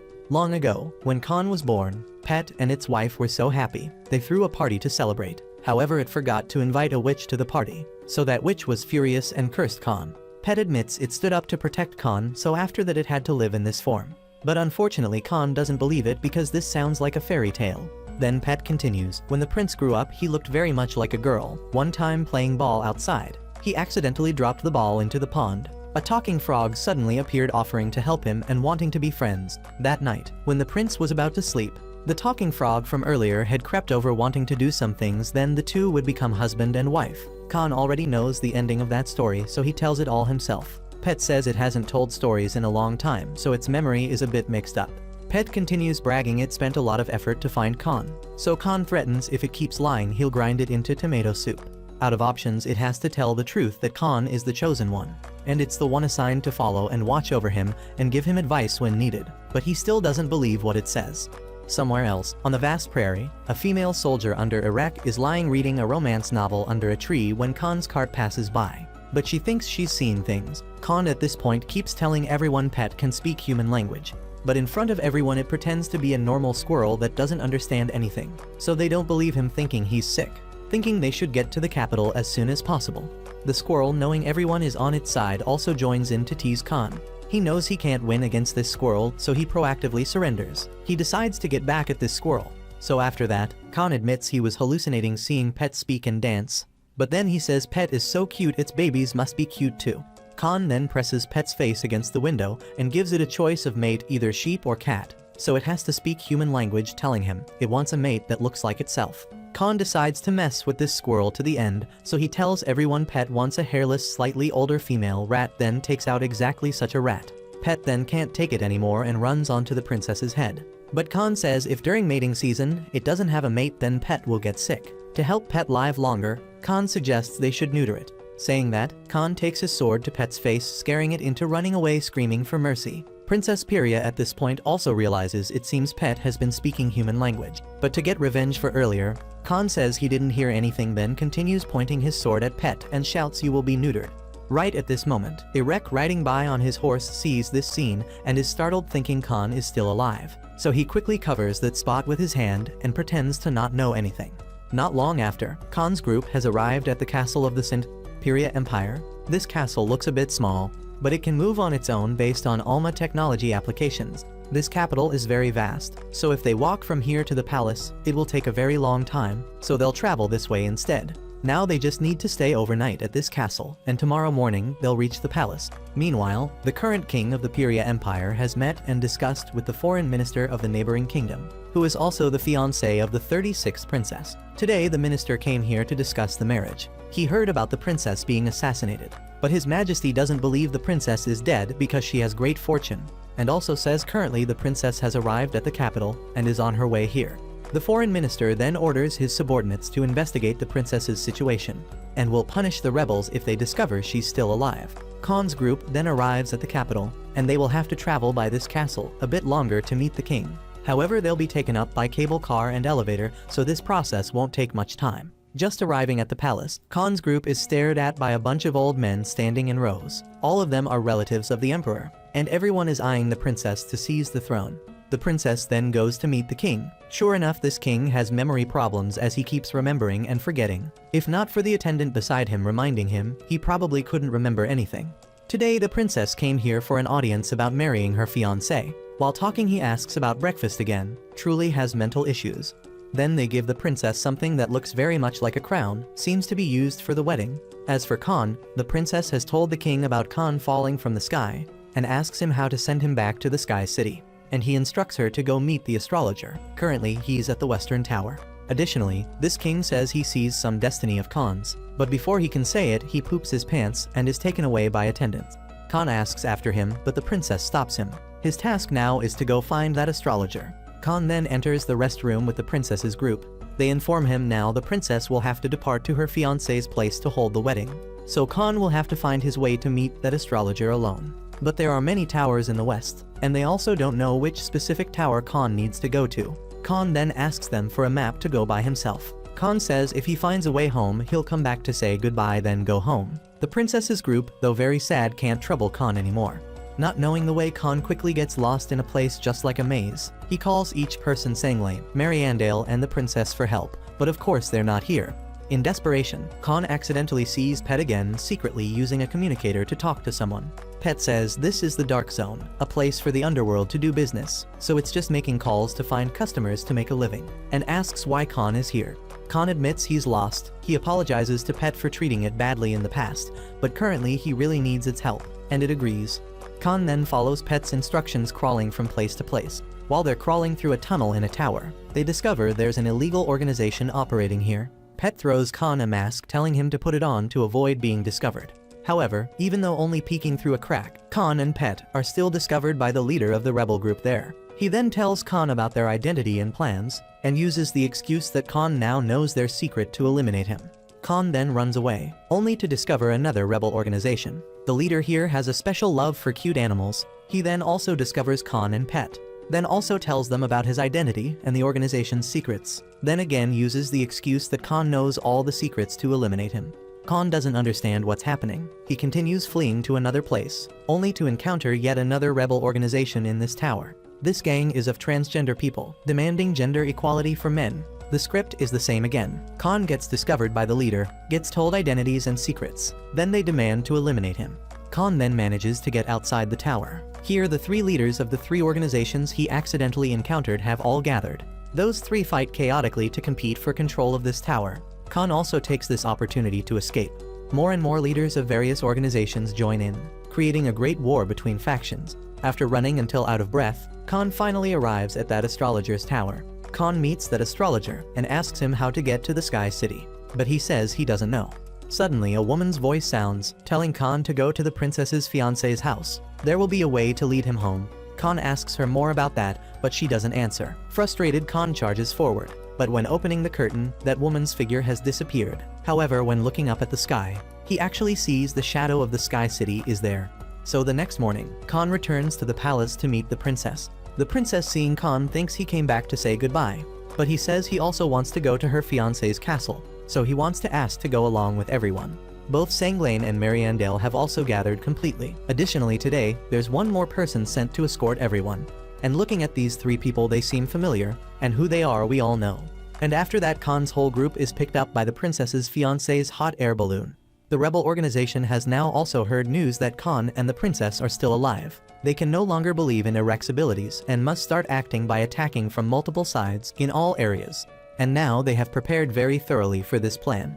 At Irek's camp, he has now also learned Khan is still alive, so orders the troops to assemble for revenge for that deception. Although Irek's honor has been tarnished, if he can complete this mission, his honor will be restored. He has heard that currently Khan and the princess's group are on their way to the capital, so he orders the troops to depart there. On the hot air balloon, Khan is sitting pensively looking out the window. Although it's true Khan just needs to wait until the capital, and their adventure will end. But Khan feels very worried for the princess because clearly she doesn't want this marriage. However, Sanglain says their mission is only to escort the princess there safely, so don't do anything useless. Khan asks where the princess currently is and is told she's learning ceremonies to prepare for the wedding in Mariandale's room. And meanwhile, that Variation has successfully infiltrated here by capturing an employee on board. Irek has been banned from all activities, so had to stay home. But Variation can't stand sitting still, so came here himself. In the room, the princess at this point has to sit listening to Mariandale praise that minister so much she gets annoyed. She feels depressed because everyone acts the same. As for Variation, he has now found Khan's room. He's surprised because Khan is still alive and doing childish things, looking like an idiot. Specifically sitting bouncing on the bed while only wearing shorts, then going to the window to grope something looking very perverted. Not done yet, he even sits on the window, then relieves himself down below. Variation, seeing this, can't stand it anymore and rushes in to stop him. He doesn't forget to wear a mask to avoid being exposed. Khan then asks him about the princess's fiancé, but he says he's never met him, so doesn't know. Khan really wants to intervene in the princess's marriage because he feels worried for her, since clearly this is a forced marriage. Khan then realizes this blue-haired guy looks familiar. In a careless moment, he gets shot by him in the chest and collapses. The minister is sitting drinking tea in his room when a subordinate comes to report an intruder on the hot air balloon. When learning it's someone from Irek's group coming to assassinate the princess, he orders them to turn a blind eye. Variation then continues to find the rooms of the remaining members, and catches Sanglain playing with imaginary cats in his room. He finds this behavior rather improper, so also rushes into Sanglain's room. And of course doesn't forget to wear a mask to avoid exposing his identity. Sanglain then also asks this blue-haired guy about the foreign minister, because as a bodyguard protecting the princess, he also feels very worried for her having to accept this wedding. But he also doesn't know since he hasn't met him either. Sanglain then also feels this guy looks familiar, like he's seen him somewhere before, and also gets shot by him and collapses. Variation then meets Mariandale in the hallway and calls her over to talk. She then says a bunch of things he can't understand, then also finds this guy looks familiar. And then the ending is the same as the other two, getting shot by him and collapsing on the spot. Even Pet doesn't escape this fate. After taking down 4 targets, Variation calmly walks into the princess's room. The princess also knows well he came here to take her life, so isn't surprised at all. Variation introduces himself as someone who likes torture, then pulls out a gun. He also reveals he has already taken down all her bodyguards. Variation, after meeting the princess, has to admit she's very stubborn. Also noble to the point of being willing to sacrifice herself for humanity. But she feels annoyed and threatens to deal with him. Khan at this point has also woken up. Turns out earlier he had secretly hidden a bunch of adult magazines in his clothes, and they saved his life. Khan then runs to Sanglain's room, and he has also woken up. The bullet also didn't hit him, but was blocked by the gold coin on his chest. Mariandale also survives thanks to the iron breast padding, and Pet also survives thanks to the metal it hid under its clothes. They then run to the princess's room and find the door locked. They break down the door and rush in to see the princess lying unconscious on the bed. Everyone thinks she's dead, but turns out she's just sleeping. The reason the princess is still alive no one knows, but perhaps because Variation has read some cheap novels and learned from them, then left. Earlier, the princess had told him if compared to the happiness of all the people, her happiness is nothing. If she can exchange her happiness for everyone's happiness, then it's too cheap a price. Moreover, even if she gets killed by him here, it doesn't matter because besides her, there are still many people who can replace her. So there's no problem. Variation then also gives up because he's someone who likes torture. But the princess is too willing to die, so he doesn't feel like killing her yet. He'll let her live, but will come back someday. Flying all day in the sky, they've finally seen the fiancé's castle. And for Khan, his journey is also about to end. However, from now until the wedding is held, there's still about 1 month left. And from now until then, the princess will continue to order Khan around, so he doesn't need to worry. Khan's group then arrives at the foreign minister's castle, and is greeted by his head butler. From now until the wedding is held, he will take care of their health. Khan only cares about meeting that minister, but the butler informs him that until they finish learning the 18 etiquettes, he can meet the minister. That's the tradition for generations. The butler then arranges a room for them to stay in during this time. If they need anything, just say so. Khan asks him about how to get to the Sky City, but he doesn't know. But there's a place here that specializes in researching the Sky City. As for where it is, that's a secret that cannot be told. Khan gets frustrated and decides to wander around to find that place himself. But Pet says no need because it has contacted someone to buy information about the location of that research. Pet then leads Khan to the gate of the Research Institute, but to enter here requires a permit. But Khan doesn't walk in, he crawls in. Once inside, Khan meets a receptionist. She asks what he needs, and he says he's a Hyperion, and he's looking for a way to get to the Sky City to find a way back home. The receptionist, hearing him say that, immediately changes her expression and presses the alarm button under the desk. Just a few seconds later, a bunch of soldiers with guns come running to surround him and throw him into the dungeon. Behind the wall, a voice asks him what he has to prove himself as a Hyperion. He's willing to provide information about the Sky City if Khan can show him he's a Hyperion. Khan then also shows him magic by drawing his sword, then transforming it into a hammer shape, along with the information that he fell from the sky. That person believes him and pulls up the curtain. But behind the curtain is a young kid looking very young, making Khan feel like he's being tricked and keeps calling for an adult to talk to. But after hearing the kid say a bunch of theories that Khan probably doesn't understand, he truly believes this kid is the director of this research institute. Khan continues asking the kid about the Sky City, thinking since the kid is researching it, he must know something. But first, the kid wants to examine Khan's body. Khan is forced to strip and have a bunch of patches and clips attached to his body, looking like he's getting a medical checkup. Then two girls walk in and keep taking care of Khan, making his heart rate spike. For test number 2, Khan is dropped into a swimming pool, and two girls come again, but this time wearing swimsuits. Those two girls tie Khan's hands to weights, then push him into the water to drown him. After 2 tests, the kid realizes that Hyperions are just like normal people, can still die normally. That kid plans to continue experimenting on Khan, but Khan refuses, saying he has already let himself be experimented on, so now he must answer his questions. The kid finds this reasonable, so agrees to let Khan ask 2 questions. The first question Khan asks is how he can get to the Sky City, but that kid doesn't know, and the hot air balloon outside isn't capable of taking him to the Sky City. After 2 questions, Khan still hasn't learned any new information, so he's very frustrated. On the princess's side, she's looking into the distance and wondering when Khan can return to his world. On this side, Khan continues being used for experiments by that kid.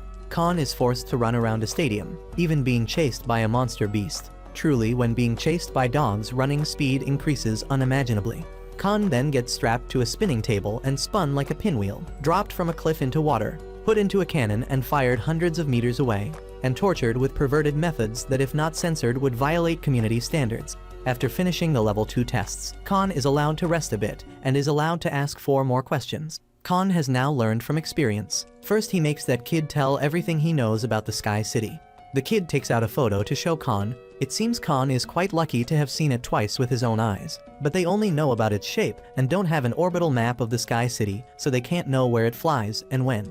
Each place has different records about this city, so they can't know which information is accurate. But to fly in the sky, it must use a lot of magic energy, so certainly that place was created by humans, not gods. The next few questions, Khan gets tricked by the kid into asking irrelevant things, so again doesn't learn any new information. After that, Khan continues being used for experiments, this time to test intelligence and see what kind of thoughts he has.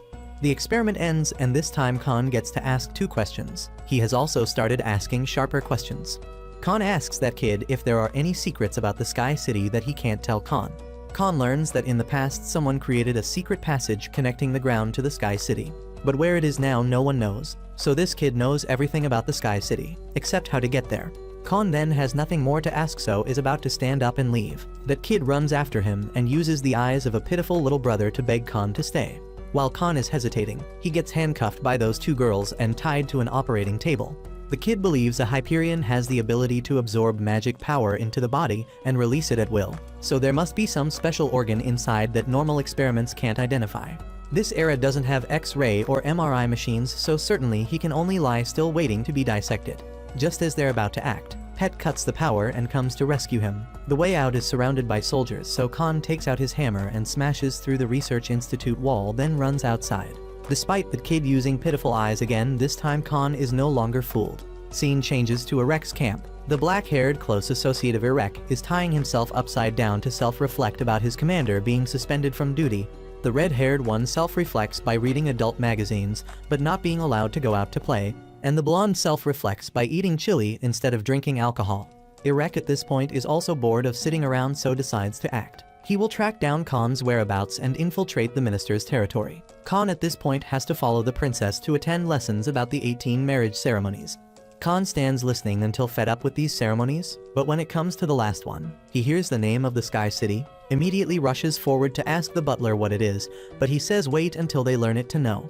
Khan doesn't understand why he has to learn together, only to find out the 18 ceremonies need servants' help to be done. First is chopping wood. The princess just needs to lightly touch the axe to the tree trunk, while chopping it down is Sanglain's job. Mariandale's part is trimming the trunk, and Khan will handle transporting that trunk and gets floated down the waterfall on that log, unable to do anything. Khan gets swept down the waterfall for so long before finally climbing ashore. He wonders if this is the princess's marriage ceremony, then she should be the one doing it. So why does an unrelated person like him have to do this, and even almost drowned? Het teases that Khan's angry face looks very funny, so he grabs its neck, threatening to hit it. The butler explains that Khan has to do these things because this is a ceremony. Ceremonies are part of tradition. Traditions are things that have existed for hundreds of years, so no matter how difficult or unreasonable, they must be done. And if Khan asks why, then because this is a ceremony. After that, other ceremonies continue normally. Currently, Khan is building a path made entirely of dominoes, because the belief is that the longer this path, the longer lasting the princess's happiness. By the way, the ceremonies after the wood transport ceremony, first Khan has to sculpt a pair of swans to symbolize eternal love. Though complaining constantly, somehow he still manages to carve them. Although Khan really wants to leave, Mariandale pulls out a gun, threatening if he talks back he'll have to die. Khan then also has to dance with the princess beside the campfire, only to wake up the next morning with his head pounding, lying on the ground. Sanglain's group then has to go collect the ashes from the fire, for Khan to use them to draw a painting as requested. Khan doesn't bother arguing with them anymore, then also manages to draw the painting as requested. Khan now has dark circles under his eyes, and starts rambling about the philosophies he has realized. But while talking, Sanglain and Mariandale have gone to sweep away the painting he spent effort drawing. Back to the domino path, each piece he places is a test of patience, until finally, Khan can't take it anymore and runs far away, then shouts loudly to vent. Suddenly, Mariandale appears behind him and says Khan must place a total of over 4 million pieces to complete the task. Over 4 million pieces is a huge number, but it also proves a wonderful love between the boy and girl. Mariandale admits she's a bit jealous of the princess, because perhaps she'll never experience the feeling of having a wedding in her life. Although she really wants to find her other half, and is loved by both men and women, Mariandale seems to be held back by something, so still can't fulfill that dream. Khan at this point also kneels, begging for mercy. In the distance, Irek's group is standing watching Khan's group, and wondering whether Khan's group knows they're being watched or not. They may not know, or may already know, but pretend not to know to lure Irek into acting first, because during recent ceremonies, Irek's group has been present to sabotage him. In the first ceremony, when Khan was surfing on the log, they hid behind bushes to observe. The red-haired one suggests distracting Khan, so he falls off the log, by having some naked girls stand in the way. The red-haired one's plan sounds reasonable, but currently there are only 5 dudes here and no girls. So these guys strip naked themselves, then line up waiting for Khan to come. But Khan goes by too fast to even notice his surroundings, so their plan fails. For the swan sculpting ceremony, the black-haired one suggests they all dress up as swan cosplay for Khan to see, to make him carve wrong. For the campfire dancing part, Irek's soldiers sit behind the fire waiting for the right moment to act, but they get distracted talking, so completely forget the task at hand. For the ash painting part, this Irek seems to have OCD, so when seeing Khan draw wrong, he can't hold back anymore and goes over to fix it for him. Khan also recognizes Irek, but he lets him do it. The two then even shake hands and promise to meet again to fight each other later. And when Irek returns to boast about his achievement, all 4 of them don't understand what he accomplished. For the domino ceremony, Irek's group again plans to sabotage Khan by buying all the dominoes on the market. But when they go to the market to ask about prices, they're shocked, because domino prices are now being pushed very high, because that foreign minister has ordered all the dominoes on the market, so now there's a shortage. Meanwhile, Irek's subordinates dig in their pockets and only have a few coins, and Irek isn't much better because currently he's had his funding cut by superiors. At this rate, they won't be able to stop the princess's wedding. Suddenly, a shady merchant comes claiming to be a mysterious domino dealer. But Variation is afraid this old man will also jack up prices, so stands there haggling. Right at this moment, Mariandale and Khan come and compete for this merchant with Irek. Khan quickly stops them because pulling like that is pitiful for this old man. Khan then sets a rule: whoever can prove they have a more justified reason to buy dominoes will have the right to buy, and the way to prove it is to pull that old man hard toward themselves. Irek and Mariandale then slip and lose balance, then crash into each other, rolling several times. Their hands accidentally grab each other's private parts, and are startled to find one is a femboy, and the other is a eunuch. Neither of them expected that thanks to this accident many things would happen in the future. Not long after, they've arrived at the 14th ceremony. This ceremony is the princess dropping eye drops from above into Khan's eyes, while being cheered on by thousands of subjects. After the ceremony is completed, the whole group happily walks down the street. But for some reason the princess looks unhappy. Khan keeps rambling and complaining why they have to keep doing these ceremonies. Suddenly, the first hair tuft on the princess's head stands up, making the whole group very scared. Khan is about to say something but Sanglain covers his mouth to stop him. He tells Mariandale to take the princess somewhere to play and relax. They then go to a karaoke bar as the princess wishes. Khan is shocked because he didn't expect this world to be so well equipped. But he was wrong to think this black box is a TV, because inside is a whole band playing instruments. Suddenly, the princess looks at the food menu and the second hair tuft on her head is about to grow. Sanglain quickly tells Mariandale to go order food for the princess. Mariandale at first keeps her girl voice, but after the princess wants ginger tea, she can't keep calm and shouts into the walkie-talkie in a man's voice. After the princess drinks a sip of ginger tea, she continues looking at the menu, so Mariandale panics and runs to order another pile of food for the princess. But this time she wants a whole tuna head, making Mariandale frantically urge the receptionist to bring the food up. After the second round of food is brought up, the princess doesn't eat yet but opens the song album to choose a song. Khan thinks the princess wants to sing so invites her to sing first. Sanglain seeing this immediately stops Khan. Mariandale quickly grabs the microphone to sing first. Sanglain tells Khan not to let the princess sing in this condition, because before the princess once went to karaoke in this condition. The result was she sang the same song repeatedly for 72 hours. Not only was her singing bad, but she also got the lyrics wrong. No one dared to leave, 17 people fainted, 64 people had to be taken to the emergency room. The auditorium collapsed and took over 2 months to rebuild. Khan realizes this place doesn't seem like a stress-relieving place like a normal karaoke bar, but is very tense.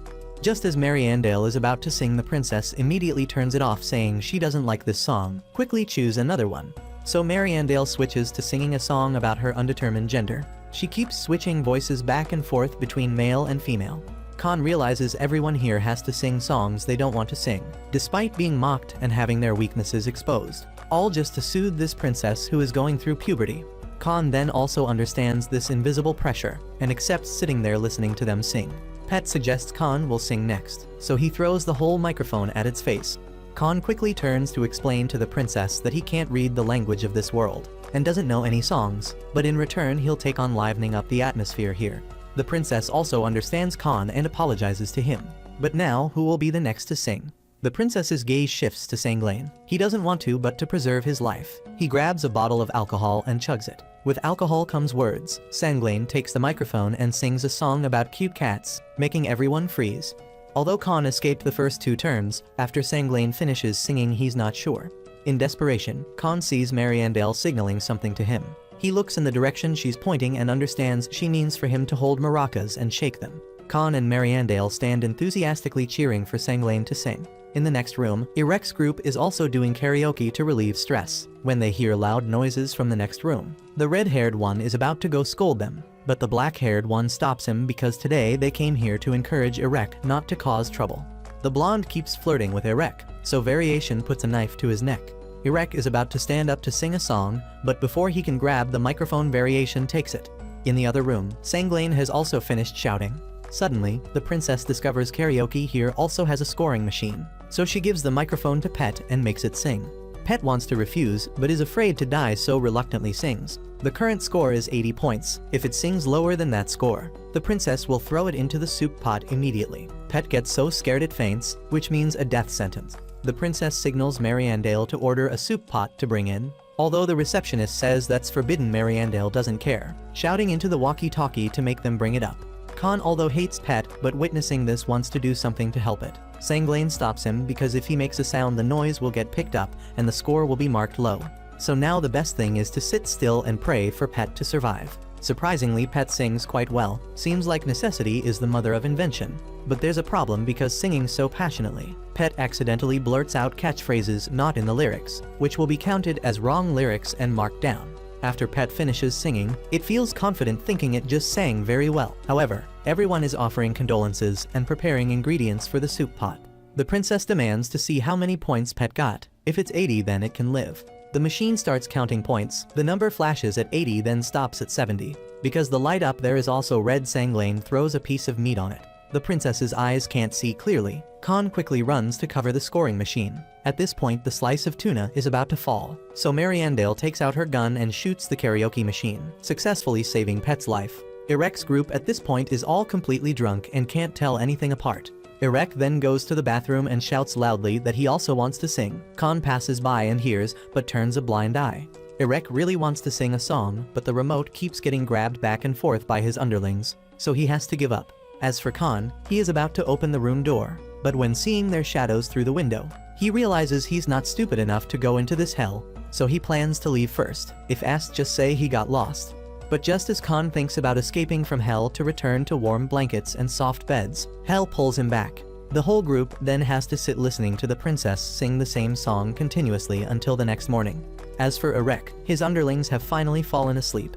Just as he picks up the remote to sing a song, the receptionist announces this place is closed. The princess's mood has also become happy again, and the hair tuft on her head has also gone down.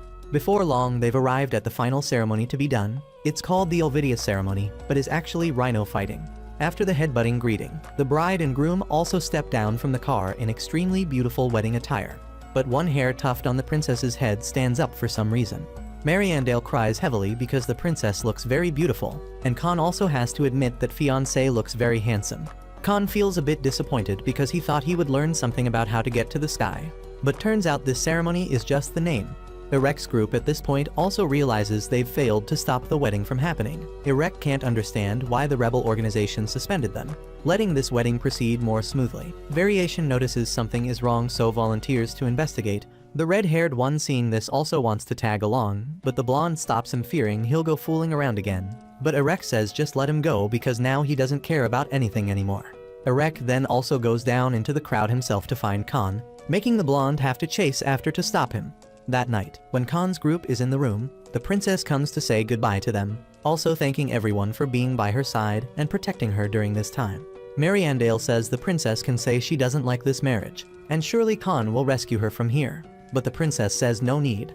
The princess then leaves and goes to the minister's room, and he shows her his stuffed animal collection, all very cute and adorable creatures. And it seems this minister still has quite a childish personality when he uses a puppet to talk to the princess in a child's voice, rather than his real voice.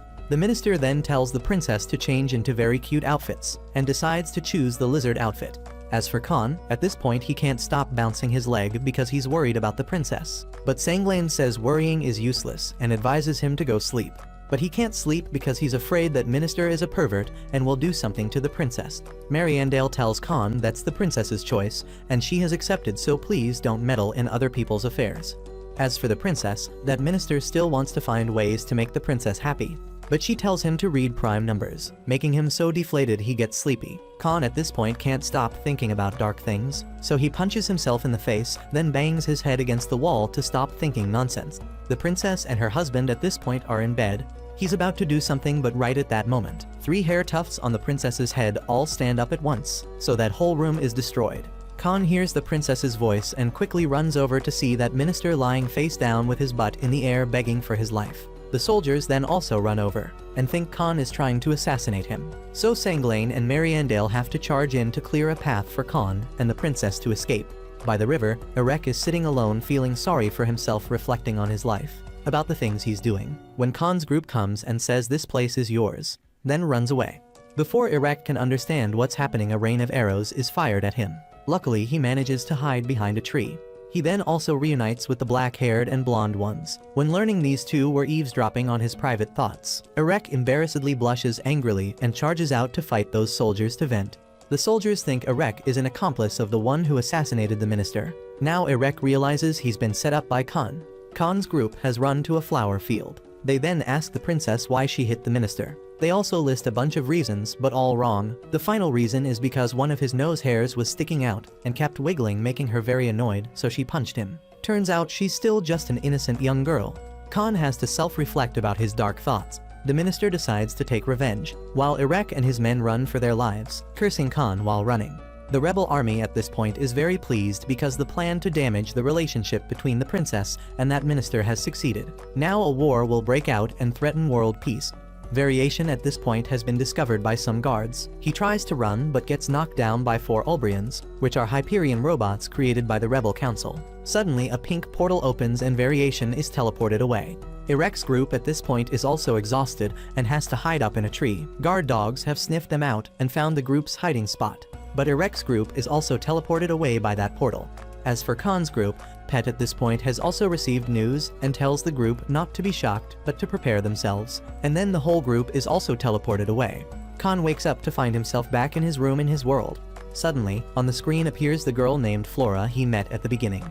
That girl once again helps Khan and promises to reward him generously if he agrees. Khan remembers what happened after that and then wakes up. He has met Flora, and immediately his eyes light up.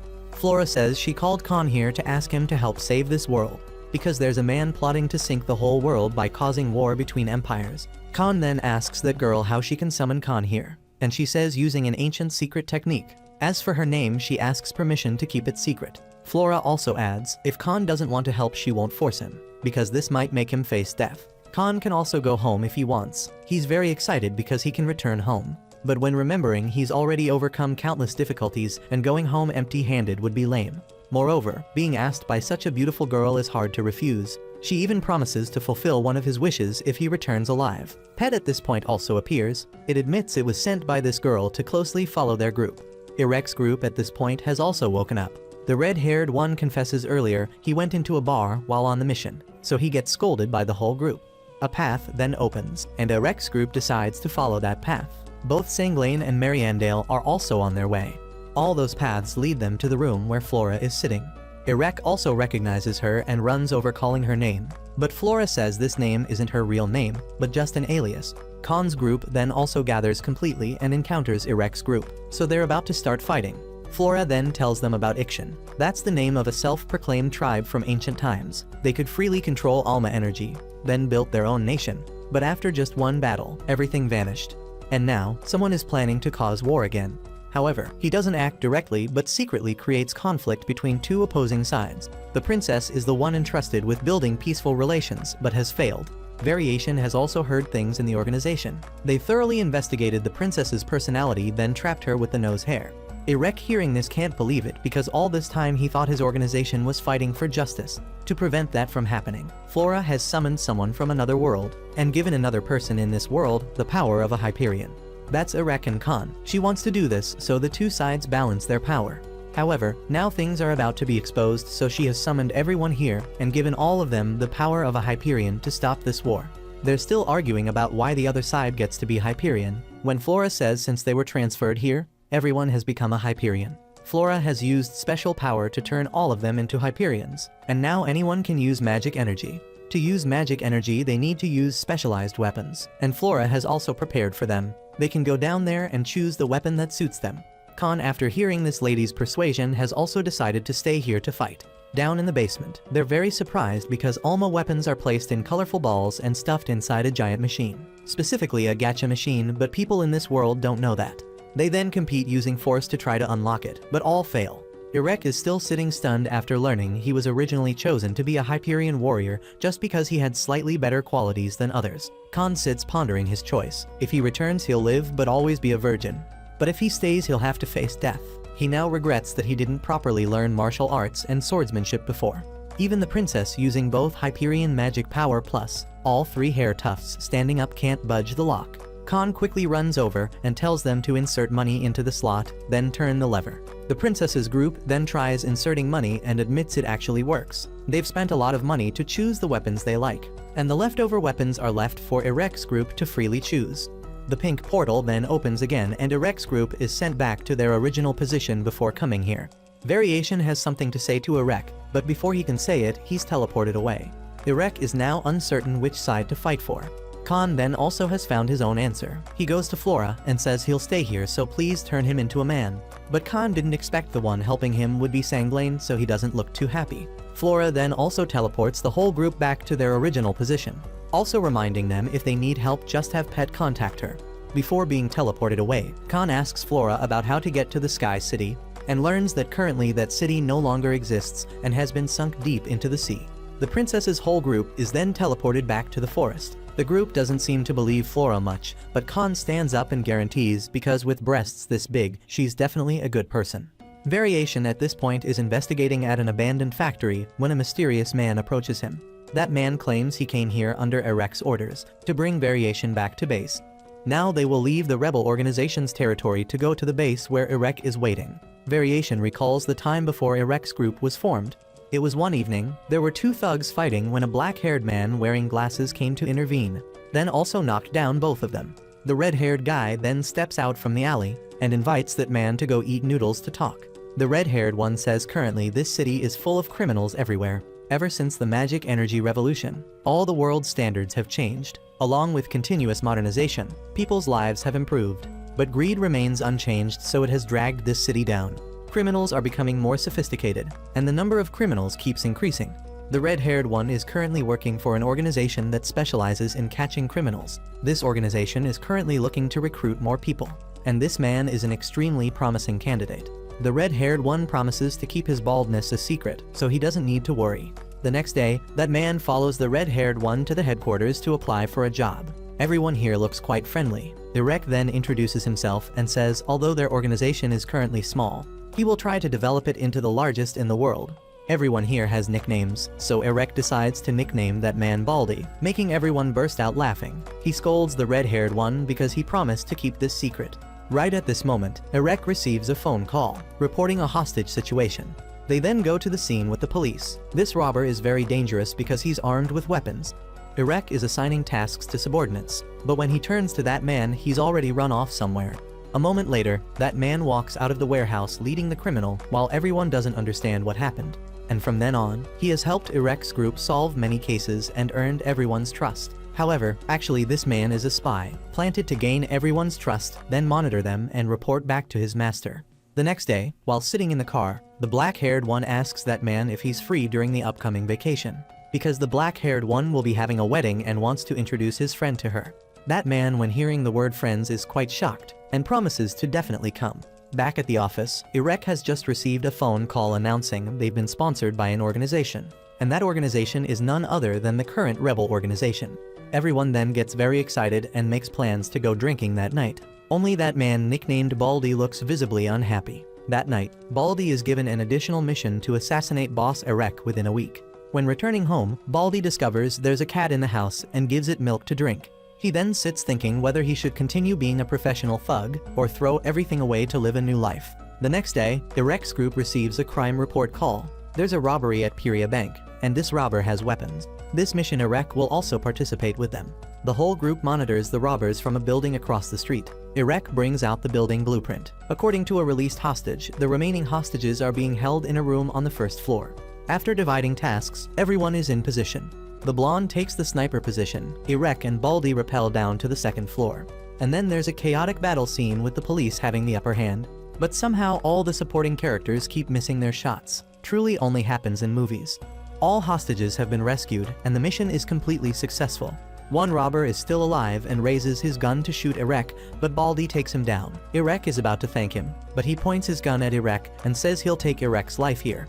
Baldi admits he's a spy, originally planted just to monitor the group's actions, but now his client has ordered him to kill Irek. Irek then asks Baldi if he's thought of a name for the organization, and he comes up with the name Incognito, which Irek still uses to this day. Just as Baldi is about to fire, Irek tells him to wait a bit, then takes out a notice that he's been hired. The lights then turn on, and the three red, blonde, and black-haired guys walk out clapping to congratulate him. It turns out the client who hired Baldi to assassinate Irek is Irek himself. And this is a test they prepared for him, and he has excellently passed. Baldi, learning he was set up, angrily fires wildly. And that's how Irek's organization was born. The boatman sees they're very different now from back then, and wonders why Variation wasn't in the story from start to finish. And he says he's appeared from the beginning of the story. It turns out that Baldi is Variation. Now he has grown hair and is less stubborn than before. The boatman doesn't understand what's happening and keeps getting spun around by Variation. Back to Khan's group, they've now volunteered to go to the battlefield and have to run for their lives to avoid the enemy's rain of bombs and bullets. Sanglain didn't expect they would mobilize troops so quickly. Khan can't accept dying on the battlefield when they've only just begun. Mariandale has met her second brother again and is extremely shocked. They then manage to escape into a forest. Khan says they must quickly talk to that minister that the princess hitting him was because the rebel organization trapped her with a nose hair and triggered the princess's hatred of eye irritation. Although it was Sanglain who shouted the battle cry and led everyone to the battlefield, he didn't expect there would be so many, not only court troops but also mercenaries. Mariandale, after meeting her second brother, has now lost all will to fight. So the princess decides to step forward herself to talk to them.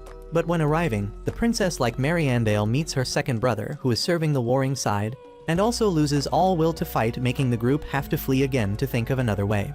Because currently the enemy forces are too numerous, they can't do anything. Sanglain proposes a plan to eliminate their leader. But things aren't as simple as they thought. They quickly get surrounded by enemy troops from all directions. But the script is the same again. Sanglain meets his old boss and loses all will to fight. So the group has to retreat to the forest again. All three of them can't believe their relatives and acquaintances have joined the rebel side. Khan understands they're very sad, but if they keep moping like this, the whole group will die here. Khan starts shouting loudly, while they keep saying farewell words like writing a will, so Khan has to shut them up. The rebel organization has also sent people to both empires, claiming they've sent people to help to spread misinformation. In the organization, the high-ranking officials have also received news that Flora has gotten involved in this, and have sent people to dispatch robots to deal with Khan's group.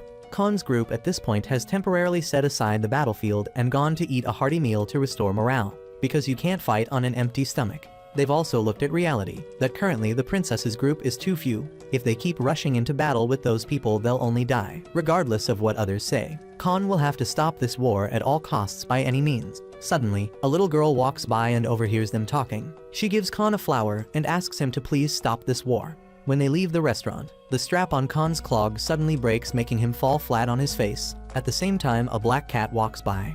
Khan feels this must be an omen of bad luck.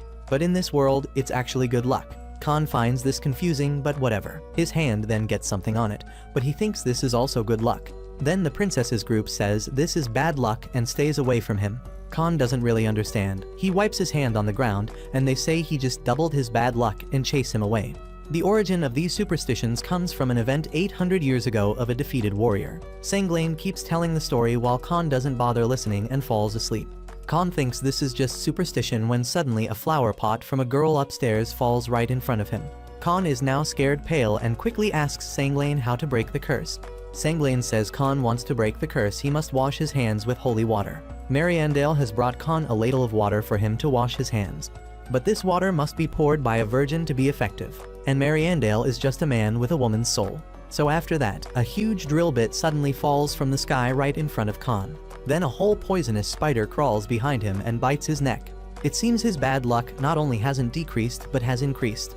At this rate, Khan will die before reaching the battlefield. So he asks Sanglain again about how to break the curse. But before he can finish, Khan faints from the spider's poison. On Irek's side, he is called the general supervisor of the rebel organization, reporting that the princess is trying to stop the war and asking for permission to act. But the general supervisor demands Irek's organization sit tight and wait for the next instruction, making him unable to understand and completely lose faith in the rebel organization.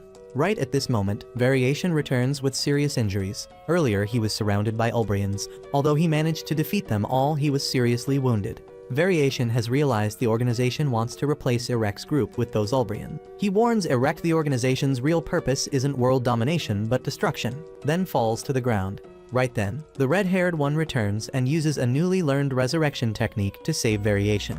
The black-haired one asks where the red-haired one has been, and he lies saying at a bar. But since the war broke out, those places have been closed. Only the blonde knows that actually the red-haired one has been working part-time to earn money to send child support to his ex-wife. Because back in school he was best friends with the red-haired one's ex-wife, so she told him.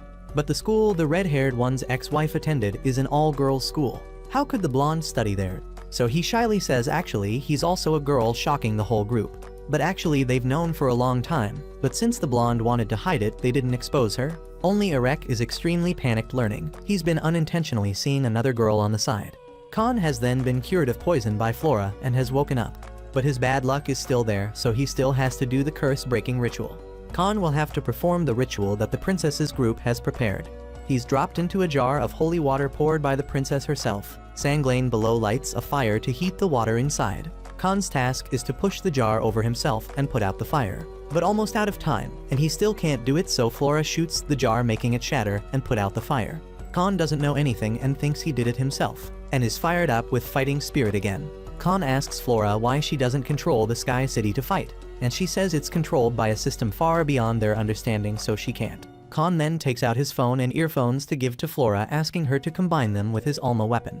On the battlefield, the king's side and the minister's side have now gathered a large army along with modern machines. Khan's group is racing against time to stop this war at all costs, but Khan seems to have gotten a bit exhausted from running continuously. All this time he only plays games, so his stamina is quite poor. Suddenly, a group of Ulbrian robots approaches Khan's group. Then, the leader of these robots steps forward to talk to them.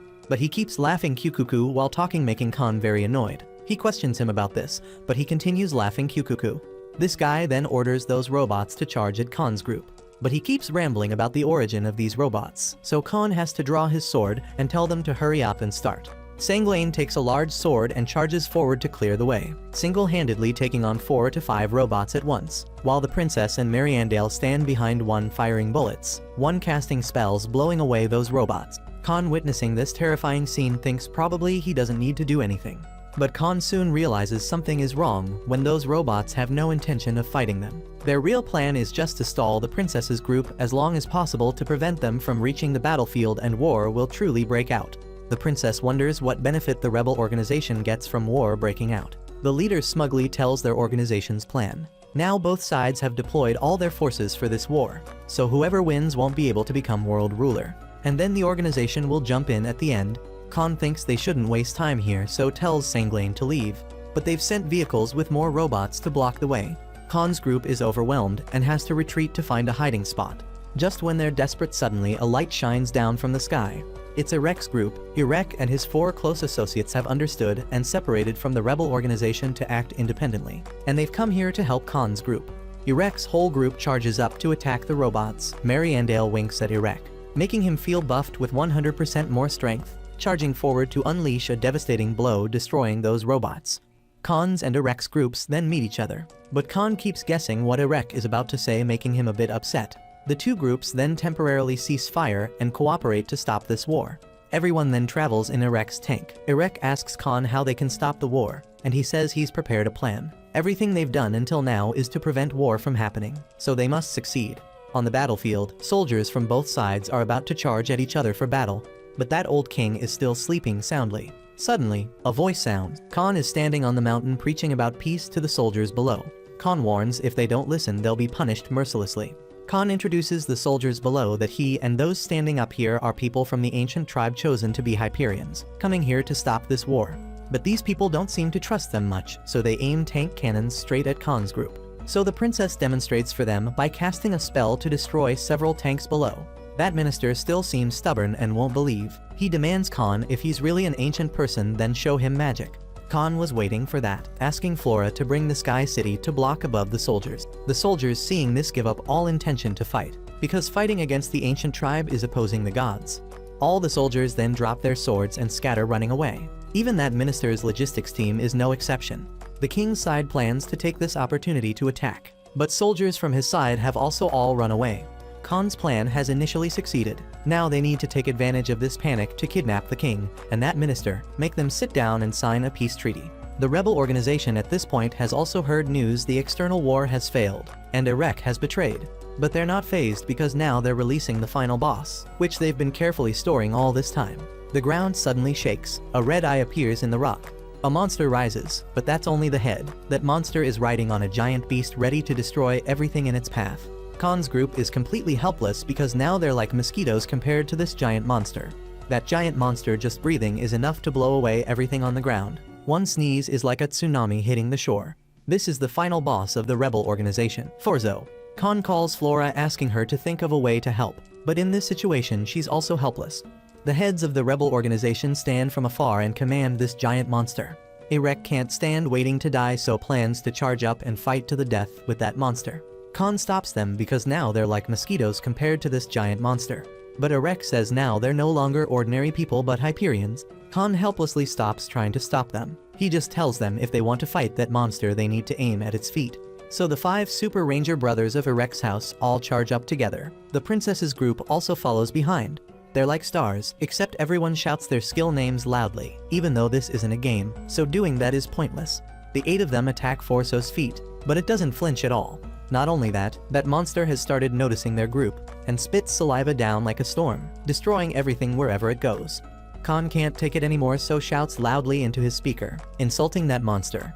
Khan shouts right in Forzo's face, calling it just a fat blob of a monster, ruining other people's business. Khan scolds, asking doesn't it have any self-confidence that it only knows how to follow others' orders? Does it do whatever anyone says? Does it do whatever anyone tells it to do? Khan keeps saying harsh words to this giant monster's face, making it unable to say anything but scrunch up its face. He's like a mother teaching her child at this point. Forzo then thanks and apologizes to Khan. But Khan says what's the use of just apologizing, so it earnestly asks him what it needs to do to atone. Khan has tamed it, and then even rides on its head. Flora says the reason she chose Khan to come here and save the world is because his magic adaptation ability is very high. But he's never once used that power. Since coming to this world until now, Khan has resolved all battles using only his words and cleverness. Khan has saved this world from the brink of destruction just as Flora expected.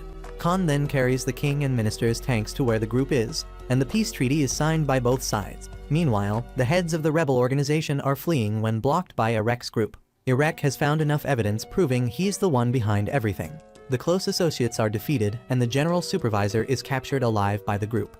The king then holds a celebration that all storms have passed, and the coronation ceremony is also soon held. That general supervisor has to wear shackles and be imprisoned for life. The Ulbrian robots are repurposed for farming, and Forzo, following Khan's guidance, goes to live on a remote island. But in the end, after the war has ended, Khan and Irek continue to face each other. Irek swears to end everything here. They create an earth-shattering battle. Khan gets his sword knocked out of his hand by Irek. Just as he's about to finish Khan off to avenge the 2 precious jewels Khan took, Mariandale steps in to stop him. Mariandale offers that she can give her 2 precious jewels to Irek. His subordinates, learning their boss has lost his little brother down there, are extremely shocked. Mariandale has decided to stop standing on the boundary between 2 genders, so she'll give her 2 precious jewels to him. Irek doesn't think this will work because, as he knows, once lost it can't be healed. But Flora says she can do it. No one understands why the ancient people would research this. Flora asks if the 2 of them are ready, then casts a spell to transfer the 2 precious jewels from Mariandale's place into Irek's pants. Mariandale now feels extremely comfortable, and Irek feels very happy because now he can marry his fiancée. Khan thinks now that Irek has gotten his little brother back, there's no reason to fight anymore. Irek tells him he should cherish his life instead. Khan also tells Irek that he's about to no longer be a virgin because now he's about to do that with Flora. Khan then runs over to embrace Flora, but she tells him to let go for now, because they can't do that here. She promises to come to his room after he returns to that world. Khan believes Flora and temporarily lets go of her. But when he just escapes from Khan, she thinks about how she might break her promise. Khan then turns around to say goodbye to everyone and disappears back to his world. The princess and Mariandale ask Flora to call Khan back because they haven't said goodbye yet. Khan gets called back again, and the princess comes and punches him once. Khan doesn't understand what the princess is doing, but when he sees her eyes are filled with tears, he understands. He promises the princess that definitely in 10 years when she grows up they'll meet again, and gets slapped by her again. Khan tells the princess to become a good princess, asks everyone to take good care of the princess, asks Irek to protect this world in his place, and this time he can leave without any regrets. When Khan opens his eyes, he finds himself lying on the floor in his room. Khan thinks what just happened was a dream, but when he sees Flora's apology message on the screen, along with the burning pain from the slap the princess gave, he understands what just happened wasn't a dream. Khan finally turns off the computer and goes outside to touch grass. So Khan's long journey in a strange world has officially ended. Even though he faced many difficulties in the end, he still successfully saved that world.